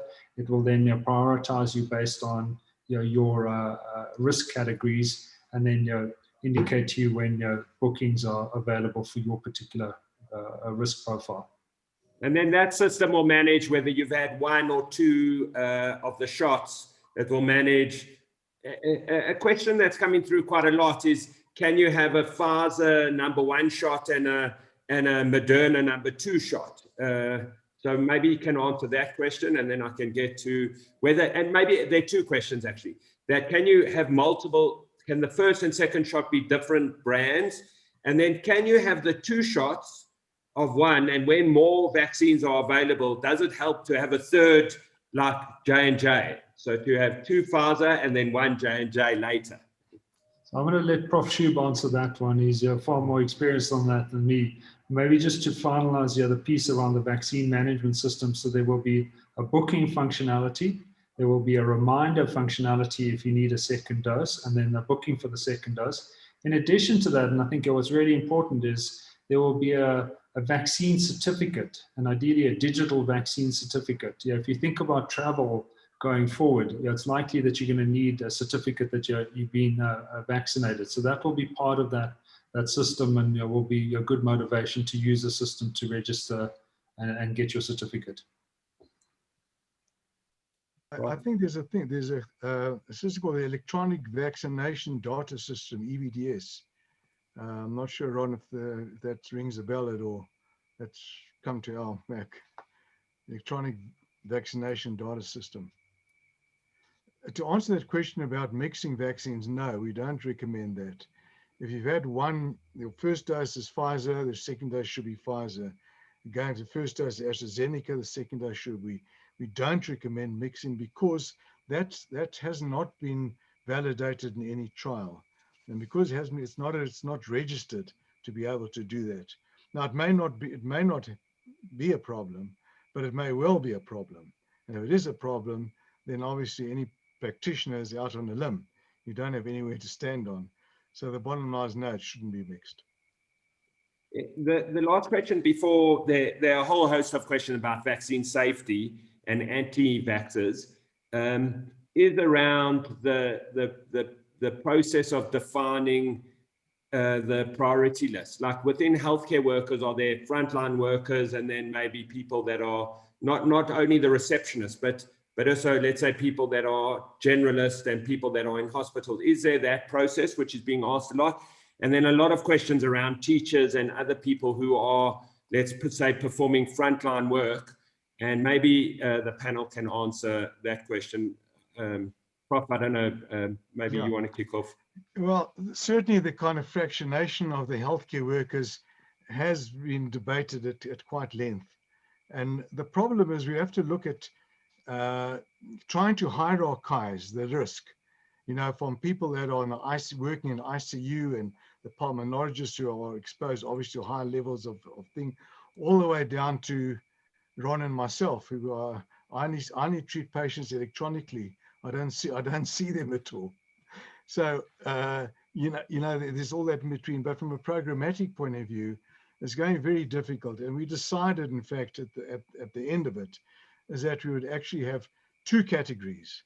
Those healthcare workers, and remember, healthcare workers all the way down to a cleaner, a porter, etc., not just doctors. We must emphasize that. Those who come into contact with patients.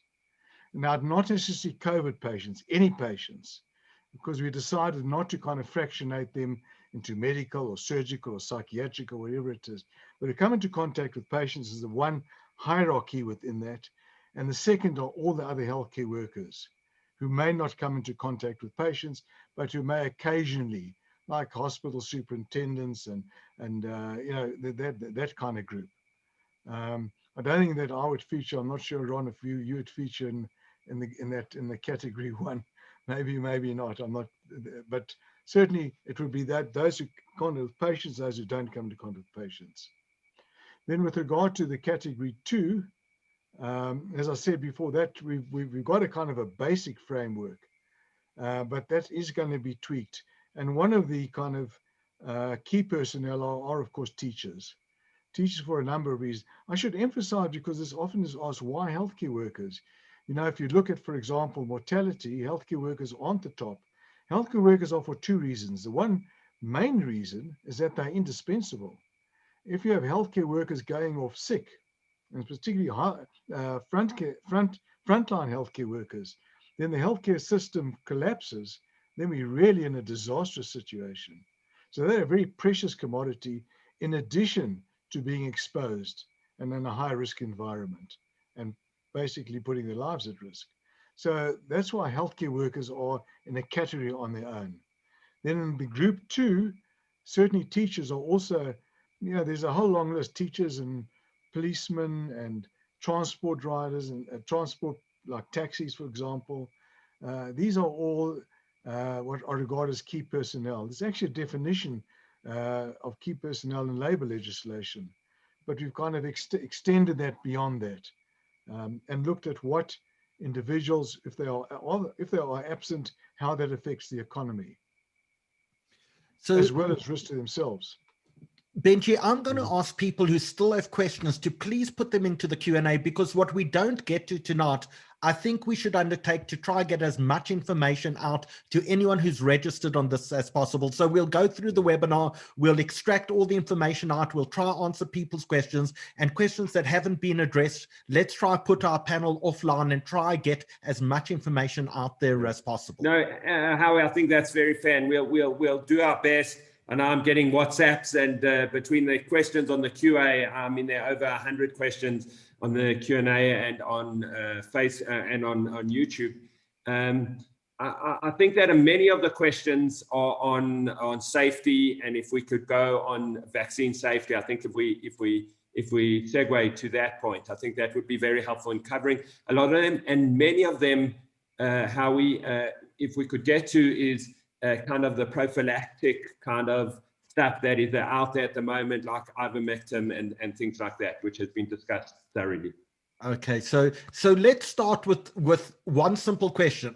Barry, if you had the opportunity, would you take a vaccine? Undoubtedly. Absolutely. Ron, what? Unquestionably. Would you have a vaccine? No brainer, as soon as possible. Can I add one question before you answer that, Stav, to both the Prof and Ron? If you had any on a broad category, is there anything that, if God forbid you had, like any illness or anything that you had, would there be any reason why you wouldn't take the vaccine?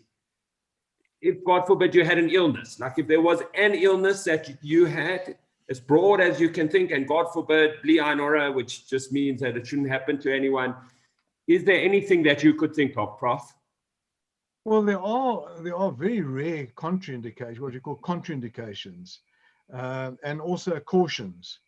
The contraindicated are people that happen to be very allergic to any of the constituents of the vaccine. That's a very rare situation. That's the one. And then people that have, because there have been reports of severe allergic reactions of some of the vaccines. So people that have a good allergic propensity, they must just warn the person giving the vaccine that they have. Then we have relative things like pregnancy, for example, and nursing. We would advise preferably pregnant women to wait, unless it's a relative thing. If there's a extensive epidemic going on, then you have to weigh it up. Then it's probably better for them to get vaccinated, because we know that COVID and pregnancy does carry some increased risks. So, but that's a relative. Other than that, there are not really any other contraindications. If somebody's actively ill, you don't want to immunize them while they're actively ill. You want to wait till they recover. No, it's just an added insult. I think the one thing, Prof, maybe to add, I fully agree with all Prof's points, is just to add that for the moment, the vaccine is only approved for use in adults. Oh, yeah. So there are no clinical trials that have been done. The clinical trials on kids have just started. So we're just, when we're talking about the vaccination program now, and this is material, it's an adult program. So that's an important point. I think it will be equally effective in kids, but we've got to wait for those trials to come out over the next few months. Have you got a definition of adult or child? Is there an age? 18. 18, okay. Stav, you never got the opportunity to tell us first, before you answer Benji's question, whether you would have the vaccine if you had the opportunity? And if you were pregnant? Okay, I'm not sure about the latter contraindication, but certainly the former. In a non-pregnant state, I would unquestionably, without any doubt, take the vaccine. And I just want to add two further perspectives on that. The first thing is, and you know, the rumor mill is in overdrive at the moment, and I think that's why I really need to commend Jewish Report for arranging webinars like this. I just, Barry, I'd wish there many, many more of these, because it allows us to put many of these myths to bed once and for all. It's really nobody's interest to have sort of misstatements and half-truths circling out there. So the two additional comments I want to make is, firstly, vaccines are not a new concept. We've used vaccines for many decades, and very successfully so. And other than clean running water, nothing else has been more effective in humanity in the last century in preventing disease than vaccines. So I think we need to be clear on that, because some of the questions that we're getting, it's as if though it's a completely new concept, and it's not. We've very successfully used vaccines over many decades. The second point I'd like to make is that there's often concerns that the clinical trials have been done in double quick time, or the technologies have been developed very quickly, and a number of shortcuts have been taken. That's not true. I need to say that, and I think Barry made this point, coronaviruses are not new. They've been around for decades. It's not something that we found out about a year or 2 years ago. And the technologies that you're seeing today, including the mRNA technologies that Barry alluded to, those are technologies that, that these companies have been working on, or researchers have been working on for many decades. So I'd like to give assurance out there that these are not new technologies that sort of went into overdrive a year or 18 months ago. They are technologies that have been working on for some time now. And insofar as the studies go, one of the most remarkable things here for me, and this is a giant leap in scientific prowess, in my opinion, is that because of what we've learned over many decades and the new technologies we have at our disposal, we are able to bring products to market a lot more quickly than we did previously, including carrying out clinical trials. And I think we've done that particularly well in the instance of the COVID vaccine. So there'll be no shortcuts around the clinical data that's required. And in any event, all clinical data gets reviewed by independent drug regulatory agencies. And I'm really underlining the word independent there. So the public out there can have assurance that then when these drug regulatory agencies independently assess these vaccines, this is done by an independent group of experts. They have no vested interest in the product directly. And I think that should give us a lot of assurance. So I'm not seeing that there have, and Barry and Ron, you might want to comment, I'm not seeing that there have been shortcuts or that there will be shortcuts. And if trials fail, they fail. And to give you further assurance is GSK and Sanofi, who are very big companies, and I need to tell all the colleagues on this call, these companies that we're talking about, whether it's Johnson & Johnson, AstraZeneca, these are companies that have got market capitalizations the size of South Africa's GDP. These are massive companies that occupy significant global presence. GSK, Sanofi's trial results were not good enough, and they've delayed their vaccine. They've shifted it out to the end of 2021. So if you ever wanted assurance that this is being done independently and properly, the GSK Sanofi example, these are massive companies, a British and a French company. Their vaccine has been shifted out. Best case scenario is end of this year. If the results are still not good, it will carry on shifting. So I think we need to give that assurance to the public. Thanks very much. So can we actually ask Barry, because the results coming out of Brazil show that, in fact, the Sinovac Sinovac vaccine was only 50.4% effective when tried in Brazil. If you were offered that vaccine, would you accept it or not? Well, I think, it's interesting you're asking about Sinovac, because Sinovac on paper looks like a very good vaccine. And the reason I say that, it's using a classical platform. They take the virus and they simply inactivate it. And because they do that, the immune response is very broad, and particularly our concern about mutants, that may well be an advantage. Having said that, however, I think that Brazilian study was a bit flawed. I think most people are a little bit kind of wary about the results of that. We're a bit worried what they actually use as their endpoint. Was it simply infection? Was it illness? Was it hospitalization? I doubt whether, in fact, it was 50. I think their claim is that actually it's in the 80s, and that probably is more realistic. What went wrong with the Brazilian trial? It hasn't really been published in a peer-reviewed journal for us to actually analyze it. So would I take the Chinese vaccine? I would take it if it's registered. If it's registered with Al-Sapra, yes, I would. The Russian vaccine Sputnik, would I take it? I would take it if it's registered.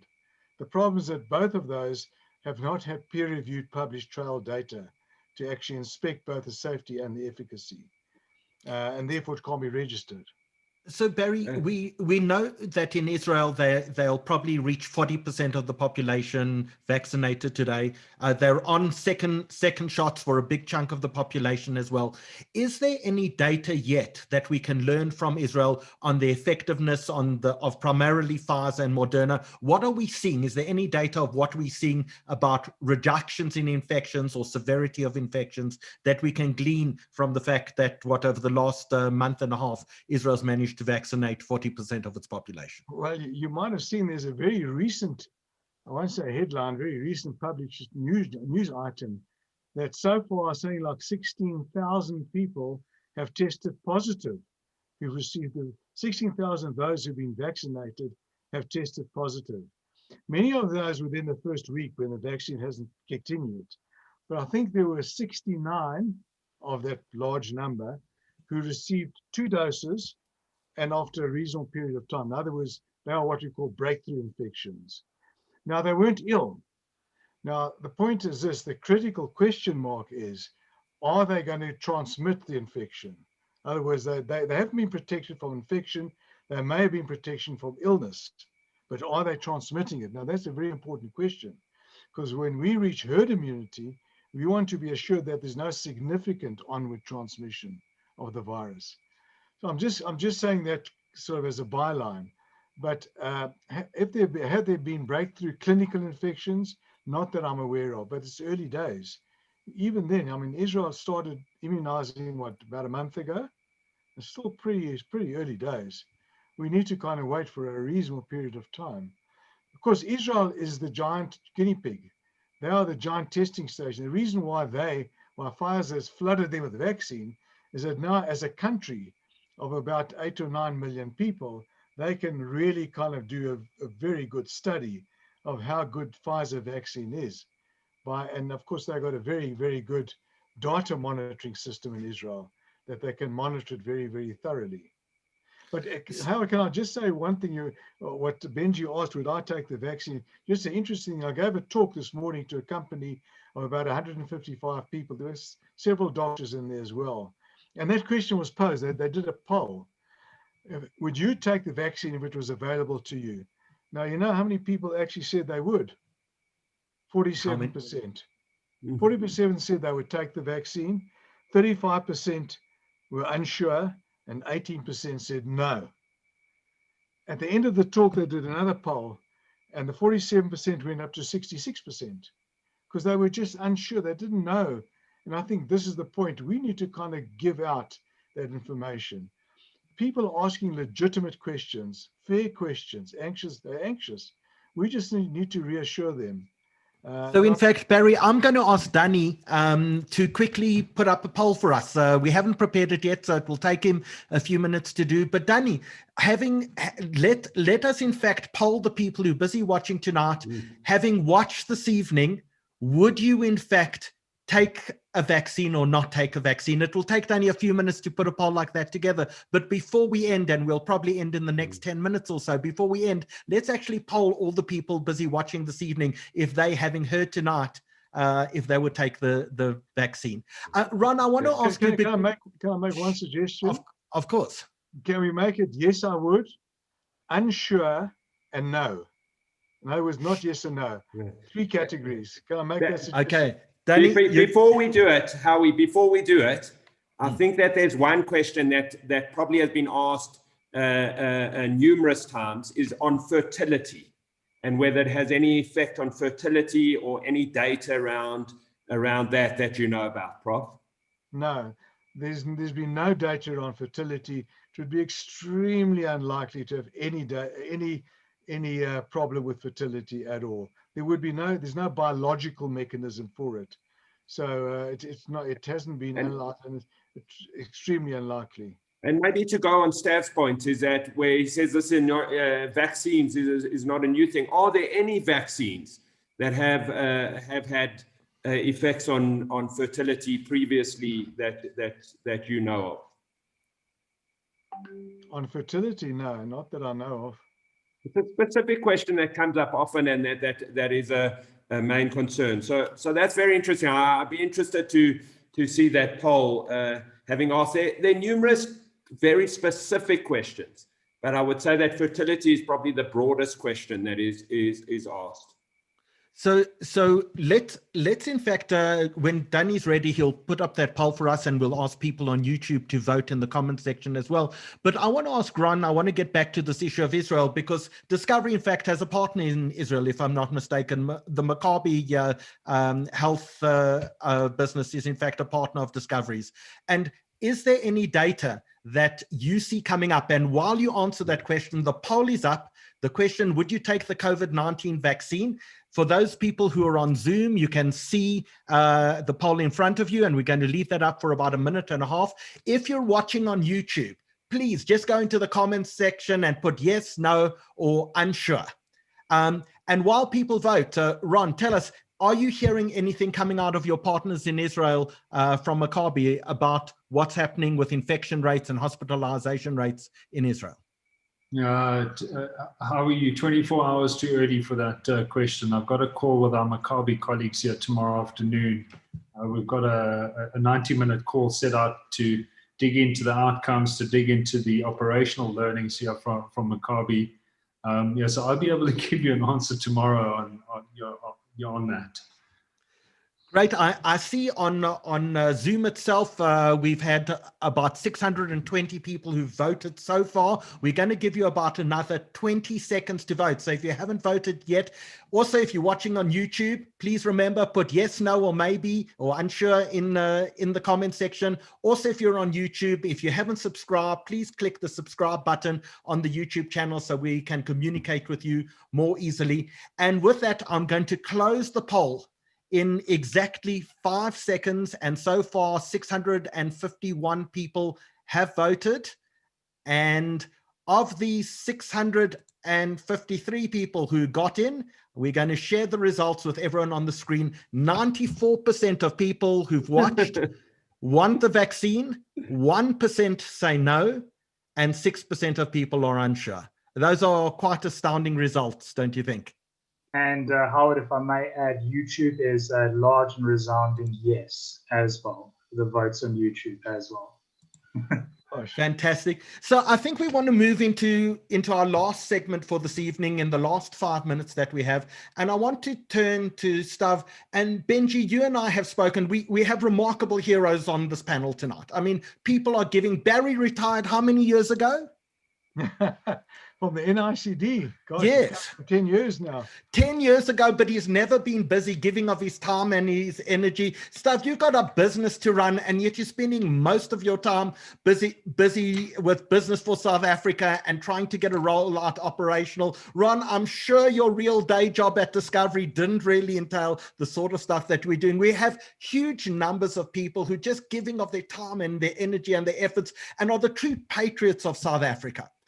But Stav, how can we help? We have thousands and thousands of people watching tonight who have only the best interests of the people of South Africa at heart. How do they channel that energy? How do they help? How do they volunteer? What can they do to make sure that we are completely successful in a vaccine rollout in South Africa? Howard, and I think that's probably one of the most pivotal questions that we've had this evening. There are 3 levels where I believe people can become involved, because we all have some type of influence over either a constituency, a community, or even basically down to your own family setup. So the very first thing I think we've got to do is we've got to get accurate information. So there's nothing worse and more destructive to a campaign, particularly a campaign and initiative of this complexity, than if you have to constantly deal with diversion. So getting accurate information, and I really need to commend you again, Howard, both you and Benji, for putting this together, because it goes a long way, borne out by the poll that you've just tested. These types of webinars and getting accurate information into the marketplace is going to be critical to us succeeding as a country. So the first thing is, to the extent we can become involved in communicating accurate and reliable messages out there. that will go a long way. And that's the first thing we've got to do. And whether you do this at shul, or the Greek Orthodox people on this call, whether you do it at church on a Sunday, not that there are those gatherings at the moment, but you know what I mean. It's using the network is what I'm saying. You all get what I'm saying. So number two is people have different levels of resource and capacity available to them. So to the extent that you have resource, and we've seen this with many businesses, small and large businesses. Now, again, I need to commend the Jewish community. I mean, I was watching the Jewish Achiever Awards last November, I think it was, and it's just so heartening to see how many small businesses become involved in things. So to the extent that there are small and large businesses that want to contribute either in kind or through resources, more than happy that my email address is put out there. In fact, I'm going to give you an email address. We will channel that through into the Business for South Africa structures. And that could mean people that have a particular catchment area where they can assist with either communicating or marshalling or mobilizing resources at a community level. I will give you an address at the end of this that you can channel that to. And then lastly is expertise. So there are three things I said: communication, resources, and capacity. And the last thing is expertise. And there's lots of expertise in the Jewish community. And I always marvel at that expertise. So I think making that expertise and that skill available to the Business for South Africa platform, if you are in business, that will be highly appreciated. And again, the same email address will be used. I'm going to WhatsApp it to you now, Howard, in a moment, and then perhaps you can put it up, and that will give you an opportunity, whoever it is out there that wishes to assist. Thanks. In fact, Stav, you can go directly into the comment section and put that email address in there. I pity you because you are going to get hundreds and hundreds, not thousands of people volunteering to help. Danny, you'll copy it out of the comments into YouTube as well, so people can get it there as well. Before we come on to Ron and Barry. Howard, I didn't say I was putting my own email address there. So you're putting my email address there, sir? Correct. Before we come on to get Ron and Barry to answer that question as well, there's so many people who are looking at what's happening in Israel, in the United Arab Emirates, where in fact rates of vaccinations are enormously high. One of our partners is in fact a business called Hold. They do property in Israel. There are many South Africans who hold joint Israeli-South African citizenship and have homes there, many of whom have flown back to Israel and have their first and second doses already. Before we ask Ron and Barry to actually answer the same question that we posed to Stav, I just want to show you a very quick and short advert from our partners Hold in Israel.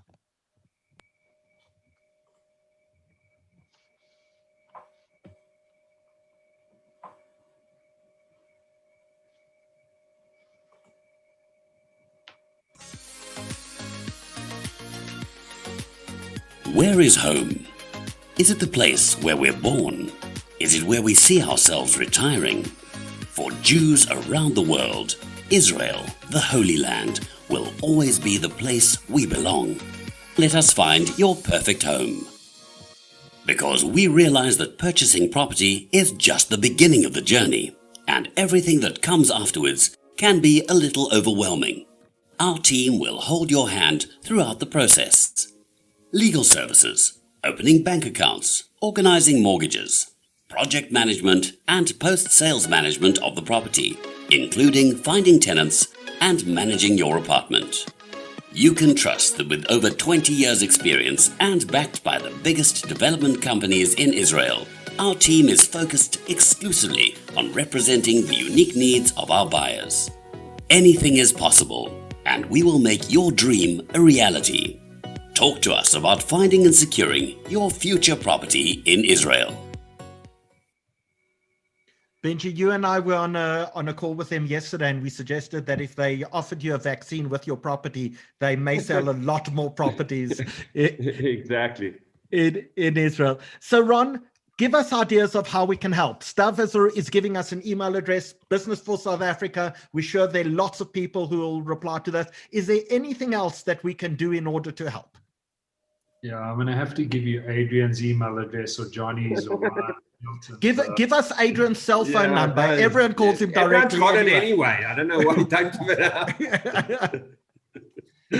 out. We'll certainly work with you, Howie, to publish an email address. I don't have one offhand, and yeah, I'm struggling with my current inbox. But we would love. I guess the first thing to say is we would welcome any more help.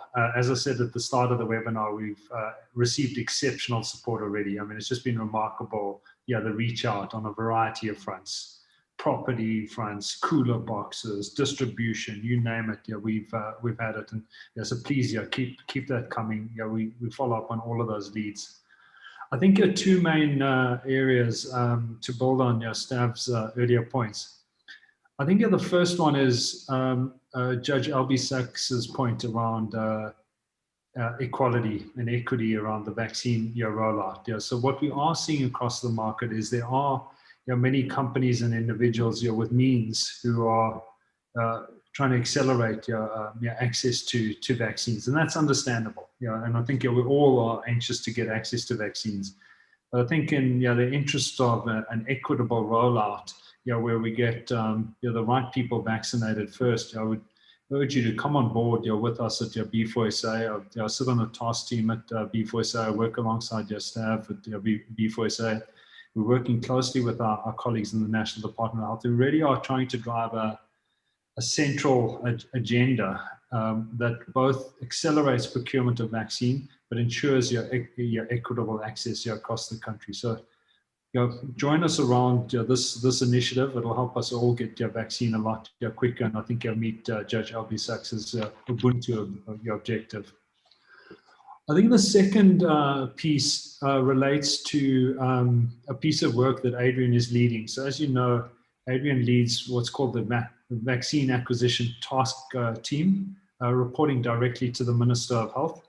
And as part of that task team is about unlocking supply, potential supply of vaccine globally. So we spoke in the webinar that we, with the current supply, we are somewhere around 50% of the way there, which means we still got another 50% to cover. So we're setting up a small team that will do global market scanning for any vaccine that becomes available. And as part of that team, we'll prioritize leads, we'll follow up on leads, we'll filter those leads into the right channels to make sure that we're able to quickly unlock vaccine supply across South Africa. So if there's anything you can contribute around leads for potential supply, we'll filter those into Adrian's team, and I'm working alongside him on that team, as is Ryan and Johnny and the rest of the team. So those are the two areas that would be, I guess, super helpful. So just to repeat that, if you have any contacts anywhere around the world, if we can mop up 10,000 or 100,000 vaccines or 5,000 vaccines, we want to try to get our hands on everything. If you have access to that or know we can get some, let us know, even let the Jewish Report know. We'll make sure that it gets filtered into the right process, and make sure that South Africa at least has the opportunity to buy. And if South Africa doesn't want it, that it's not lost to the country. That's absolutely crucial. So Barry, besides for the thanks, which Benji will give everyone at the end, the last word this evening comes to you. What do you want to part us with your last words of wisdom? Thanks, Howie. I think there are actually just two things. I'll make it pretty short. I think the one thing is really to kind of commend B4SA. Now, I've been working, as Ron might know, together with Adrian on the task fees, and I think it's so critical that the private sector, whether it's the business private sector, the medical aid industry, and so on, has come together with the government. I think that's going to be critical, and I think that's, in a way, I'm not saying it's unique, but I think it hasn't happened before. And I think it's that combination. You asked earlier on, will we achieve the goal? I think what will get us to achieve the goal is that partnership the partnership between the business sector, the private sector, and the government. And I just hope that there is that synergy working together to get to that goal. That's the one thing. The other thing is communication, where we do rely. You know, we're really not good at communicators from the scientific and the medical side. We're not good communicators. One of the big things which we are really very concerned about is what we call vaccine hesitancy. And okay, we got 99% people who say they will take the vaccine. That's not reflected what I encountered this morning, and also is not reflected in the Ipsos poll. There's a very recent Ipsos poll done last month, December, where they found a similar, only 53% of people said they will take the vaccine. We cannot reach herd immunity if that's the case. We need to drastically reduce that. So the media, like the Jewish Report, and I must really commend the Jewish Report for what they're doing. I mean, you're an amazing organization. There's no question about it. And thank you very much. I managed to get some mileage in today's Jewish Report about vaccine hesitancy. But it's really the media that we rely on. Unfortunately, some of the media really hasn't come to the party, and they are destroying public confidence unnecessarily. And we need to have the media on our side. I'm not saying that the media must go, or media has to be truthful, has to have integrity, but I don't think they should be hell-bent on destroying public confidence. And I think we do rely on the media to kind of get the public buy-in, because this is only going to be successful if there is public buy-in and if there's public confidence in the vaccines and in the administration of the vaccines. So really that partnership, I think, is quite critical. And thanks again for this webinar. It's really been absolutely marvelous. Thank you to yourself, Howie, and to Benji, to Danny, and to all the organizers. This is really critical of what we need. Thank you. So Benji, as you say thank you to all of our panelists, we're going to ask two things. If you have a question that hasn't been answered this evening, please put it into the Q&A section now, and we'll endeavor to get you the answer as soon as possible. Also, if you've enjoyed tonight, if you found it informative, and even if you haven't, we'd love to hear from you. So we're going to leave the chat open for another 5 minutes or so as well. So please leave us and our panelists a message there as well. So Benji, please, I give the honors of thank you to you. So Howie, always the first bit of thank you is to you. I know you and I have worked very hard at trying to understand this environment, and just well done. Enough good things couldn't be said about you. And to the panel, it's just so heartwarming and so inspiring. And I think South Africa has got such a beauty about it, and the collective goodwill of the vast majority of South Africans is just so special, and makes this vaccine rollout so important.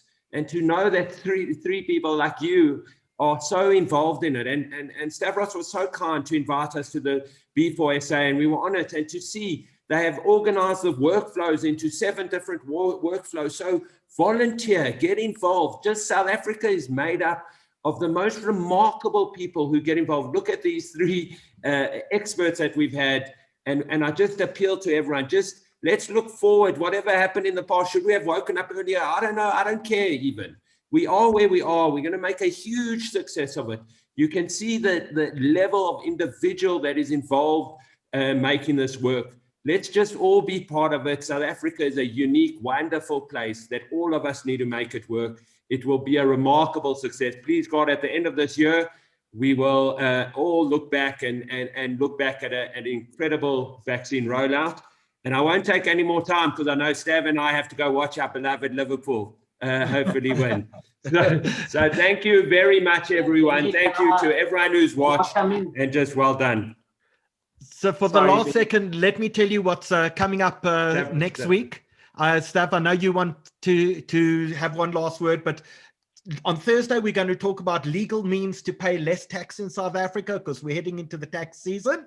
That's coming up on Thursday. And next Saturday, we have an amazing webinar. I think there's so many people who thought that COVID was going to be a sprint, and it's turned into a marathon.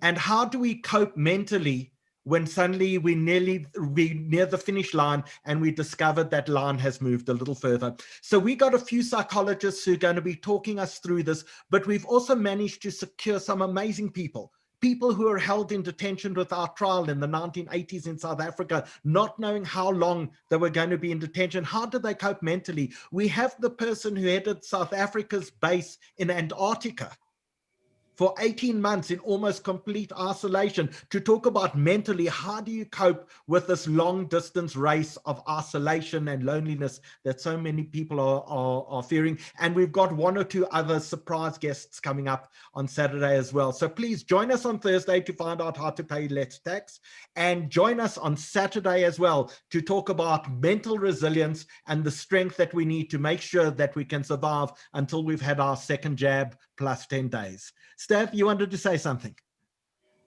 Howie, it was just a word of thanks and also commendation to Jewish Report, and in particular to Benji and yourself. Thanks very much for having me. And I think these webinars are immense contributions to getting the messaging right. And please keep up all the good work. And sei gesund, and thanks again for... Thank you for getting to the Unterste Shura as well. So guys, thank you. We're going to leave the chat open for another 5 minutes. To all of our panelists, to Benji, a huge thank you. To Danny Kadar on controls tonight. You've been absolutely magnificent. We're going to turn our cameras and our mics off, but we're going to leave the chat open for another 5 minutes so people can leave us some comments as well. We'll see you next week, Thursday. Good night to everyone, and thank you for joining us. Thanks very much. Good night. Good night. Good night, everyone. Cheers, everyone.